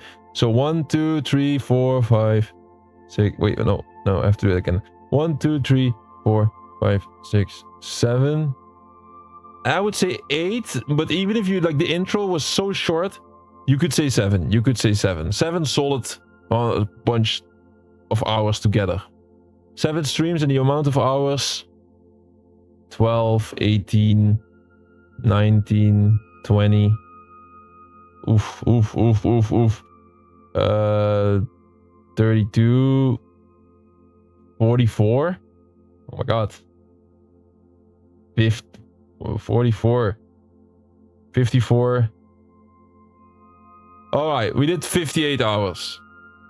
Is that a lot? Like I said, we unlocked everything ourselves. I think 58 hours is still decent. It's under the estimated completion time. If you look at the estimated completion time on this game, it's between 80 to 100 hours. So we did it within 60 hours. And then unlocking everything ourselves, doing all of that reputational grind. Not asking for help. I still think it's decent. I'm kind of happy about it. Okay, what was the completion like, and what are things that you have to take into consideration? I'm not going to do the full version of this anymore because we already did it within the thing. I'm just going to point towards the explanation that I did earlier in some aspects, okay? It's a bit different from what I used to do. So you have a couple of achievements where you have to do specific things against non-player enemies. These are like the creatures. Those will come quite naturally, I would say. I mean, there's so many creatures, and if you do just a bunch of everything, you'll get this all naturally. I could almost say natural play, right? You know, when I say natural play, it basically means you don't have to pay attention to it during your completion journey. So for this one, I would say natural play, okay? Just dealing 3000 explosion damage to non-player enemies, it's gonna happen. Like, you're gonna do all these weapons, it's gonna happen. So let's not focus on that. Extracting an artifact without... It's natural play, man. Come on, man. Eliminate the entire 10 squads, easy. You have to, like... Your absolute go-to for the completion is the PvE playlist. Don't play the ranked playlist or something that would only make you slower. Just play those 3 lists that I've been playing all the time. Those are your go-to for 90% of this completion. Same thing, I'm just not even considering the non-player achievements. Those you'll get that. Headshots, you'll get that. Dancing on the Riftwig's disco floor, that's the one I was talking about. I would suggest if you go AFK in this game, just put yourself on the dance floor, and then this game doesn't kick you out of the server if you stay there for too long.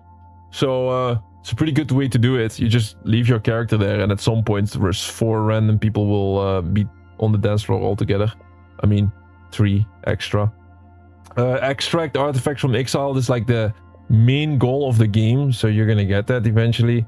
And then I was talking about earlier, right, the upgrades. So fully upgrading those items, yeah, buy 14 purple artifacts from the black market. If you don't get that, then you can still do it then by synthesizing more, but yeah, you have to synthesize way more then. So it's just gonna be more work. I did it with the purple artifact, so I got all of these 3 achievements together, 1 upgrade, 3 and 7 eventually. So this is an interesting one. I'm gonna say hats off to the developers for changing the achievements so that you can still unlock them and giving a proper server announcement. So hey, I do give my respect for that. So this one, Boost Shopper, purchase 100 boosters from the grill shop. This is not possible anymore. They took boosters out of the game. Luckily, they changed what you actually have to do. So now all you have to do is buy 100 gray weapons. It's not specifically gray weapons, but if you want to have the fastest way of doing this, buying 100 gray weapons is your go-to. You'll get... They cost 100 a piece, so this will cost like 10,000 HAWKED coins. Okay? So for this one, you have, like, if you don't know this, you're gonna be like, hey man, is this even possible? It's gonna be unobtainable. So, but just buy 100 gray weapons and you get it. Changing the cosmetic 10 times, just do it in the menu, not that difficult. Eliminate using traps or grenades. Yeah, come on man, natural play. You gotta just throw grenades sometimes, use traps. Like, it's gonna happen if you go for the rest. Knock down renegades with your traversal slingshot. 5, it's only 5. This is not difficult. 5 of those with the slingshot. Melee attack. Equip an item into every slot of your loadout. It seems difficult, but I mean, it seems like, why is this rare? It's because you need an armament, and to get an armament you need to bring those renegades in the lobby, the Bjorn and the Tabitha, to a specific level, a pretty high level, before you can even consider doing that.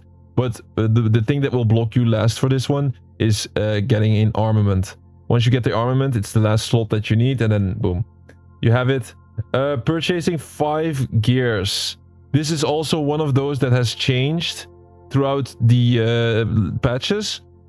I would suggest just level up a like one of those characters, Bjorn, Tabitha, and you'll get this. So this is more of a result that you get for upgrading the factions. Don't think about purchasing gears. You don't have to think about that. Knock down renegades with damage inflicted by gear. So that is just your gadgets and stuff. And just knock down. I mean, it's just 10. You just have to do 10. It's not that many. You just do it with your gears. Like, there's not a lot of explaining on that. You just with your gear. What can I say about that? Set 50 renegades on fire. Okay, this was one of the earliest bigger grindy achievements that we got, and we did it with the Infernate Lantern. You can get the Infernate Lantern pretty early on. The exact way, I'm not too sure, but it's like one of the earliest. I think you get it from the beginning. I think you get this from the beginning. You press LB, or if you're on PlayStation, L1, and then it's like the ability where you shoot fireflies, and you gotta just set the renegades on fire. So it's not about eliminating, it's not about finishing. You just shoot those buggies, and then they will put the enemy on fire, and just have to do it 50 times. And does it count against, like, this, with some of this stuff, it's like pretty technical. Like, does it count for each renegade, or do you have to do new renegades? I'm not too sure. Just shoot the fire on these renegades. It's gonna be fine. This is not your blocker. This is not the last one that you need to go for anyway. Just shoot them with fire all the time, and then you'll get this eventually. Inflict damage with each type of grenade. Yeah, Teltis, you got 4 type of grenades. This one came a little bit late for me. I had the feeling I already did all of this, but it just didn't pop all the time. So just keep throwing on those grenades. I think you need to do this against Renegade with this type of stuff. So it's not saying non-player characters or anything. Just do it against Renegades just to be on the safe side. Knock down 100 debuff Renegades. So this one is kind of, it's like easier than you think. So putting the Renegades on fire is called a debuff. So all you have to do is just put the Renegade on fire and then immediately shoot it and then just kill it. Fast. So you shoot the firebug, he goes on fire, but he doesn't stay on fire forever. So put him on fire, unload your gun, and kill him fast. And do this 100 times. That's the opportunist. So it's not that bad. 100 is still a lot, but you just do this early like we did. Don't lose any health for an entire match. This one is actually really easy. This game doesn't kick you for being idle. You don't have to rubber band or anything. You just start the match and you just stay floating on the side of the map. So why would you go into an enemy full of stacked with enemies if you just can do it like that? Like, just be AFK for one game, okay? Reach Grail loyalty level 10 is extremely different from what it says. You cannot do this anymore. Grail loyalty level is unobtainable. Like, it's blocked right now, but the achievement is not unobtainable. What you have to do is you have to raise one of those factions to level 8. And then you get this. Once again, an achievement that has been changed. It has a different description from one of the previous patches, but has changed by the developers. So hats off. Really, really nice. And then we get to the big ones, I would say. The Man in Black. I've already told you have to kill a renegade with each one of the weapons. And there's a lot. I would definitely advise to start using a list of all the weapons right from the get-go, and every single time you knock down a renegade, you mark it off the list as being done. This is exactly what I've done, and it helped immensely. I cannot even imagine that you just blindly start this game and being really far into the game be like, oh, I still need to kill all those renegades with all the weapons. Hey, which one did I just do? Good luck with another 50 games that you have to play. So do this early. Focus the Man in Black as soon as you can, right from the first match. Then you have a great advantage. And then Avenger, knock down a rival renegade near a fallen squad mate. So, okay, this is where the alt account came in. You need to do this with an extra account or with a friend. It's basically, yeah, you just go with your friend, find some renegades, let your friend get killed, and then you immediately knock down that renegade. But this one took me like 3 attempts or something, so it can be kind of buggy, but you get it. Fountain of Youth is restoring 5,000 health. We did this with the alt account. Alt account comes into me with the match, just jumps into a hazardous trap, and then he loses health all the time. And then you use the kite, I would say, and even the armament. If you have extra money, you go for the get-up gun, but the get-up gun is one of the late game things that you can get. The easier thing to do is the kite. It's an exo gear, and it's a healing item. That was my go-to. It just gives your teammate just the same amount of health as you, I think. And just go to the place where you can take damage infinitely. Give him the kite, and then just with your alt account, just step on it and off it each and every time. Not a bad achievement. And then the last 3, Specialist. Inflict damage or heal with each type of armament weapon. The thing is, the armaments are like, some of the armaments are the absolute latest level of the reputation list, one of the last rewards.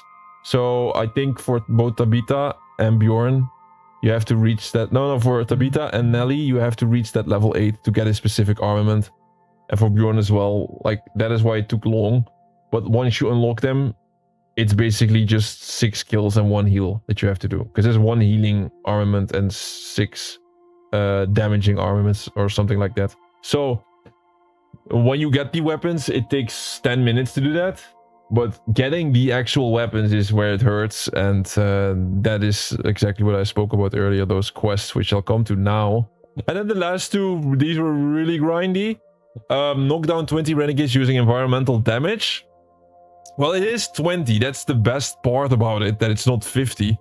But like, getting this naturally, I almost never could get this to work naturally, because the bots are just not stupid enough to just walk into traps. They just walk around it. They don't really want to go on it. It's not like, if you try to do this against real players, it's going to be even more difficult. Like, why would it, like, it's not doing an insane amount of damage. I would highly advise to boost this. So we probably did a couple one of these legit, but there is absolutely no, if you like your life, you would no state of mind would want to do this against real people, because we gotta wait in a trap like a leopard, and then wait all the time, and then wait until he steps on it, and then you activate it. So what the hell are you doing? You know, it's like, you know, don't just boost this one.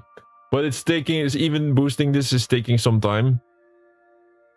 So environmental damage, I don't have to explain that, right? There's a lot of stuff. Environmental damage, you just shoot it, and then the guy dies, and you have to do it 20 times. You can do this with revives though. So let's say you have 2 boosting buddies.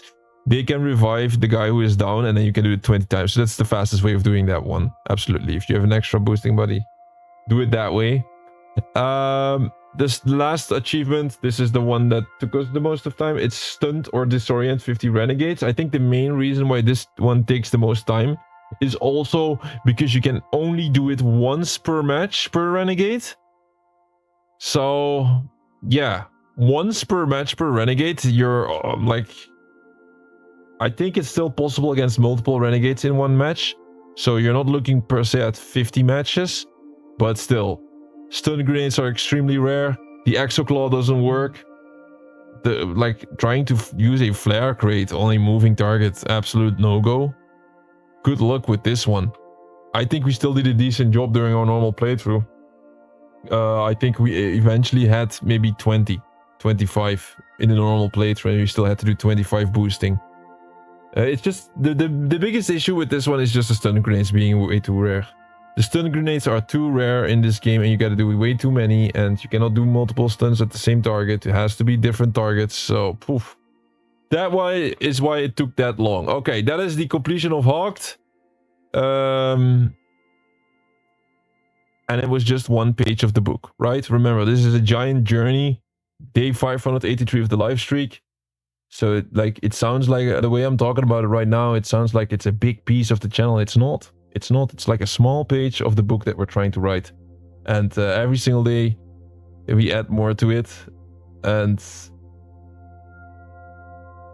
will I forget about this game? I won't forget about any of this. That's the whole reason why we're doing this. I wrote down through this list, and I remember pretty much every game that we've been playing and all of it, how it was, because we have the stream of it, and every part of it is, for me personally, every part of it is memorable. Now, here comes my verdict about the HAWKED game, right? I'm gonna be really tough on this game. I'm sorry. Since we started this, I think this was one of my least enjoyable games for me. I'm sorry. I'm really sorry. Now, I have to say though, it's not because the game is all bad. The game is actually quite decent in a lot of aspects, but the stuff that you had to do for the completion broke my experience. Especially the quests. It is really simple to break a game, right? A game can be good. Like I've said this in the streams. A game can be good 95%. But then if you mess up the last 5% by making it really bad, then you have a bad experience. So that is exactly what happened here in the HAWKED game. Those quests that I had to do was literally find the needle in the haystack. They give you no advice, they give you no waypoint. There's no info about it on the internet. You have a giant map and a random spawn location. You can only not even fast travel, but you can travel a little bit faster on the hoverboard instead of on the ground. It's not a fun experience. It was me running around for hours on end, not even knowing what I need to look for. That's what I'm saying. They don't give you the advice. They don't even say like, look for somebody, look for an object that looks like this. Look for some kind of a landmark. Nothing. They give you absolutely nothing to work with. I've never seen this ever. I've been playing games for 30 years or something. I've never ever seen a game where they give you quests where they literally give you nothing to work with. I've never seen it. In my book, that is broken. That is broken. That is not good. So having that broken made a lot of the hours that I've been playing this not enjoyable. So you see what I mean? So I think if you completely ignore the completion, you don't want to level up Bjorn. It's still nice, right? You want to level up Bjorn, you want to level up all of those characters, you're going to unlock the weapons. So even if you don't care about achievements or trophies, I think a lot of people get into a position where they want to unlock all of this stuff. So a lot of people are going to do those quests, and a lot of people are going to have the same experience as me. And if you see how many hours we had to spend on doing all of that, yes, it's going to take away of the experience and it's going to feel bad. And you don't want to make it feel bad, right? You want to make these games feel good. So I think if you completely ignore the quests, yeah, you're gonna not have all of these weapons to begin with. But if you just go for the treasure, let's say you just ignore those quests, you just go for that main goal in the game, the treasure. Yes, then the game is kind of fun. And I would not be that harsh to it. But I'm not done with the negativity. I'm sorry. The enemies in this game are also... They look nice, but a lot of the enemies are a nightmare to play against. a lot of the enemies are they're not cool to play against. I can play against challenging enemies all day. I'm doing nothing else on this channel. Didn't I play Doom the Dark Ages against all of these crazy bosses and whatnot? But you know what the difference is between a game like Doom the Dark Ages and this? Those enemies, they're scary, they're strong, they're furious, and it feels so goddamn good to take them down. It feels so good to take them down. And it's just better. It's better built. These enemies, I think the Disciple Kingdom, the dinos, those were nice. Those were fine. The Vector is actually where it started to hurt. Especially those bosses. Those bosses I'm never going to forget. I have a serious PTSD from all of those bosses. I won't forget this name of Eclipsa ever again. Sorry for this rant, I have to do it. This Eclipsa sniper girl. A lot of stuff I've never seen before. I gotta give it to the developers. Like they make bosses you've never seen before, but maybe there's a reason we've never seen it before, because it's horrible to play against. So you got the Eclipsa boss, which is a sniper girl that teleports on high places, and in a lot of these high places there's a bush where you cannot even see her. There is like, she teleports behind you all over the place, like high up. So if you have close range guns, you're already screwed. Cannot even defend yourself. She teleports left and right. Maybe it's not a one tap, but since there's so many enemies on ground level, if one of the enemies on ground level hits you a couple of times, yeah, she close to one taps you with that sniper rifle. Now that already sounds awful, right? A teleporting sniper. But it gets worse. So let's say you try to defend yourself, you try to attack this sniper. You shoot her a couple of times, then she loses her shield. She comes on ground level, and then the fun starts. She says like, I'm not gonna be catched that easily or something. I don't know what she says, but what she's gonna do is she's gonna turn invisible, and she's gonna drop landmines behind her, and she's gonna run away. And then you'll be like, okay, she's gonna run away, it's fine. Like, let her run away then. I don't want to kill her. Alright. Guess what? Within 20 seconds, she's back in full health doing the teleports on the cliffs once again. And then, let's say you want to solve the issue and kill her. I mean, she's going invisible, running away with landmines behind her. It's not easy to kill her in any way. And you gotta be so fast. If you're not fast, she heals she heals within 10 seconds. So that is just one of the bosses that just got to me already. And there's more like these. I'm talking the Grail Agent. Grail Agent also really bad. He starts pushing you. You try to deal damage. If you don't immediately kill him, he goes back to full health. And the amount of ammo that this guy needs, if you fail this one time, you need to immediately start resupplying. This game is full of indications that it has not been made to play as a single player. That is, I think, my conclusion of HAWKED. I think this game was completely made with the idea that you're always going to be with a full squad of maybe 4 people, 3 people, 2 people, and maybe then it is easier to deal with that type of stuff. But playing it as a single player, which by the way happens often, like I also did fill the squad. You know what happened? I got a teammate, but the teammates in this game, like, everybody just runs off to their own business. Nobody is going to stick together for some reason. Everybody's just going to run off. So there's no real team play in this. There's no incentive to play as a team. Maybe the incentive is that you can actually kill everybody really fast, but it just doesn't happen naturally. So I think a lot of people play this game, they end up alone, they get completely screwed by the bosses, they get completely screwed by the playlists that are getting more difficult. Factor was still a little bit doable, but let's not even talk about corruption. The corrupted enemies, if you play that alone, it's like a sea of enemies. There's more enemies in the corrupted heartland than there is water in the sea. So it's just insane how many enemies there are. You constantly have to kill. Oh, renegade spawning in. Kill some renegades, kill more enemies, kill. Oh, there's a special boss. So yes, it's a lot of guns, a lot of killing, and that can be fun, but it got to a point where it was too many on that level. And let's not forget about the ammo. Like, I think if you have so many enemies and so much stuff to shoot at, having to run through the level trying to find ammo is not a good experience. And again, I didn't like that I had to look for ammo so much. So there was so many instances where I had to look for ammo.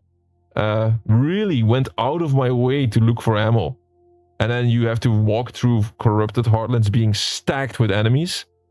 It's just not cool. It's not cool. These were the things that I was struggling with the most.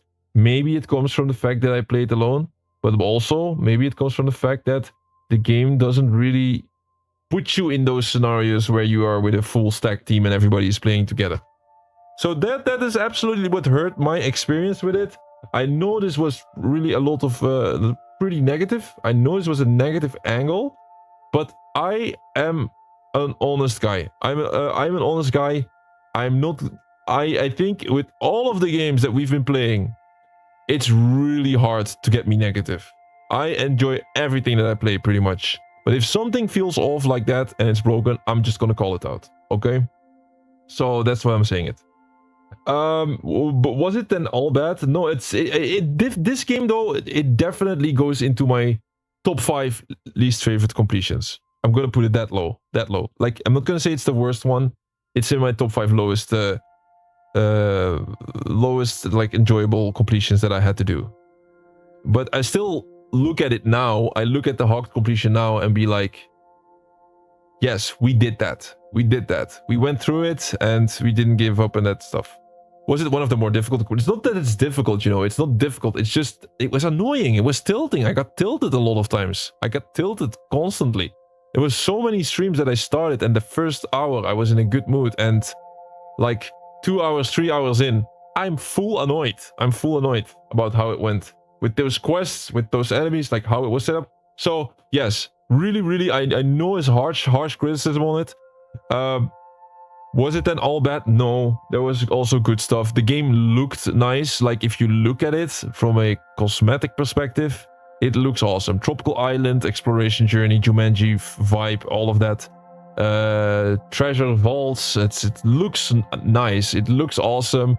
Enemies look great, by the way. The enemies, they look great. They spend lots of time in designing those enemies. They look great, but they don't play great. Then the weapons were, well, they were good, but a little bit basic.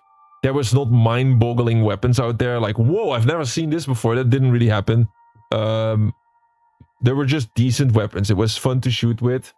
I think when it comes to like how the movement was and the jumping around, it was a little bit clunky sometimes. Like, if I want to jump on some kind of a railing or like climb a little bit, it felt a little bit clunky. I'm not sure if how to compare it with Fortnite. If you want to compare it with Fortnite, but Fortnite is a different game. Fortnite's different. If I just have to compare it with this, like, they want you to climb it sometimes, and there's lots of stuff that you have to climb, and like, not easy sometimes. Like, I fell off some spaces and stuff, and then you had like if I just say about the good stuff about the game, yeah, I think the core gameplay about like getting those glyphs done, they were nice puzzles. Those were nice puzzles. Good difficulty on the puzzles. They're not being annoyingly difficult. You can do them quite fast, under pressure. Those were good. Those were good. There's a lot of them as well. And then the treasure was also good. The final bosses of the treasure vault, though, they were kind of like, they look nice, but they were kind of weak all of a sudden. So those bosses were like, I destroyed them within seconds being alone. Like, I don't get it. So yeah, it's just all over the place. It's just a bit all over the place with this game. But yeah, it's done for now. We're just gonna move on to the next thing. And the next thing, I can already tell, it's gonna... Okay, like, now, I've said enough about HAWKED. Last thing I say about HAWKED, though, is... I still think I'm gonna get a weird sense of nostalgia looking back at this game a couple of months from now. And I still think maybe in a few months from now, I'm gonna be like, it was not that bad. I was a bit too harsh on it. Still.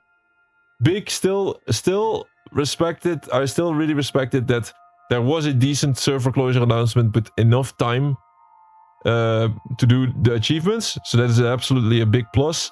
And the fact that they changed the achievement so that everything is still fully obtainable. I wish all the developers did that. That's absolutely one of the best things about it. On to the next thing. We're gonna move on to the next thing. This is the never-ending journey. There is a non-stop amount of games. I look forward to stuff real fast. I like to look back. I like to look at our completions and be like, yes, we did this and we did that. But looking forward, we gotta look forward. What is next on the list? What is our next goal? Let me tell you. We're gonna stream this later today, because now it's already 10 o'clock in the morning at my place. I know it's a weird time to sleep, but I worked in the night and that stuff. So I'm gonna sleep right now, and once I wake up, we go back to an absolute beast of a game, a very underestimated game, Pinball FX. I think it might not be everybody's cup of tea, but it is absolutely something. If you're getting into this, if you get into pinball, there's a lot of depth into it and a lot of fun to be gained. I started this journey because I thought it was going to server close, but it was not. But now I'm here and we're going to go for the full completion. And if you like challenging stuff, this Pinball FX game is absolutely a hard... like all the pinball games are a hardcore challenge. It is extremely difficult to complete this type of stuff. You basically gotta be one of the best Pinball FX players on the globe. I'm not talking top 10 pinball player, but top 200, I would say. If you want to complete Pinball FX entirely, get all the achievements, I would say you're close to a top 250 rated player of pinball. Especially if you do it all yeah, if you want to do all of it. So it is an absolute hardcore challenge to try to go for the full completion on this. We had spent a bit more time on Pinball FX Midnight, which is the horror version of this game, than on this one. So far on this one, we unlocked all the rewards for the season recently. So that grind is behind us. And we got the best thing I can show, the best flex that we have is the Black Knight table. We have done the I Am the Black Knight fully on stream. It was a 10-hour stream and eventually we made it pop. And you see only 0.02% of the gamers unlock this. This is like they always say that like special breed, like the 0.01%. Okay, this is not 0.01%, but like really close to it. So yes, it's a very special achievement, very hard to get. So we got the Black Knight out of it already. We also got the Earthshaker. Start multi-ball. Like, I gotta be honest though, all the percentages are quite low on this one because it's a free game. A lot of people start it and then don't go for all of it. But still, even for a free game, you see, this is extremely low. The next goal for Pinball FX, where it's gonna be a nice stream. You know why? We're gonna see if we have unlocked the shiny Memento Cup. This is an event cup. An event cup is being ran once per week. It runs for the entire week. Every single day you get 5 attempts to get your best score in to try to go for a gold or a diamond cup. Gold means being top 20% of the tournament within that week of all the people that play. And diamond means top 10%. Now, if you hear this gold top 20%, you're gonna be thinking like, oh, that is so easy. I thought it was easy because I played tons of games where I had to reach like a high elo and then be like, oh, I'm platinum elo or diamond or this and that. And then like gold is like, in my mind, gold is not even hard, you know? It's like, I have like gold. Gold is like just a warm-up. Right? If I play a game where there's an elo leaderboard, I go for like the platinum or like the diamond or like the top 1%. I go for the top 1%. That's always the goal for me when I play something with elo. Like back in the day as well. Gold is just easy. Not in this game. Not in this game. It was really hard. I had to do several attempts. So far I have 4 silver cups and 4 bronze cups. And remember, bronze cup being in the lower 50% of the group. So it was a real struggle to get this, but I think we're gonna get it. Because we had set a Spider-Man record that was in the top 100. I think we're going to be knocked out though, because I checked yesterday and I was a little bit out of the top 100, but still, I was still in the diamond region. So it is 90% sure that we're going to get the shiny memento achievement in the next stream. So we're going to load up the stream. We're going to check the result page of the event cup, see if we get a gold or a diamond cup. Let's not jinx it. We can also get silver, but we're going to get gold or diamond. Come on, man. I hope diamond. It's going to be even nice. Even better. So we did it on the Spider-Man table, which is an awesome table. It was really nice to play that Spider-Man table. I had so much fun doing it. I highly recommend that table. So far, I found some good tables. I had some bad tables, but yeah, the more you go through this journey on pinball, the more you learn about what a good table is and what a bad table is. Now, for the actual goal, because logging into the game and simply popping the achievement is not really a goal, now is it? The actual goal... Yo, Aprikai, we got it indeed, my friend. We got it. Welcome. Sorry that I'm a little bit late on the chat. It's early in the morning for me, and we just did it. HAWKED is fully completed, and we're already looking forward to the next one. No more pain, indeed, you know. Oh, wait, I mean, the next pain could be around the corner. You know what? The King of the Hill achievement. That is our next goal. It is defeat all riders and get rank number 1 in motocross race on Banzai Run. That is going to be the main goal of the next stream. That's how we showcase the Pinball FX journey. I think every new table that has its own achievement deserves a premium opener. I showcase the table, we talk about the table, and we really take it seriously. And I have to do it that way. We cannot underestimate these achievements. This is not like the achievements where you're going to be like, oh, we're going to do these 5 today. That's not it. Pinball FX, the achievements are like, what achievement are we going to try to unlock today? 1. You should focus 1 achievement for a specific stream. Because we've had it already a couple of times where I had to do 2 streams for 1 achievement. Yes, the Black Knight achievement, I think I had to do 2 streams for this one. I failed in the first stream, and in the second stream we finally did it. Wait, I think somebody is at my door.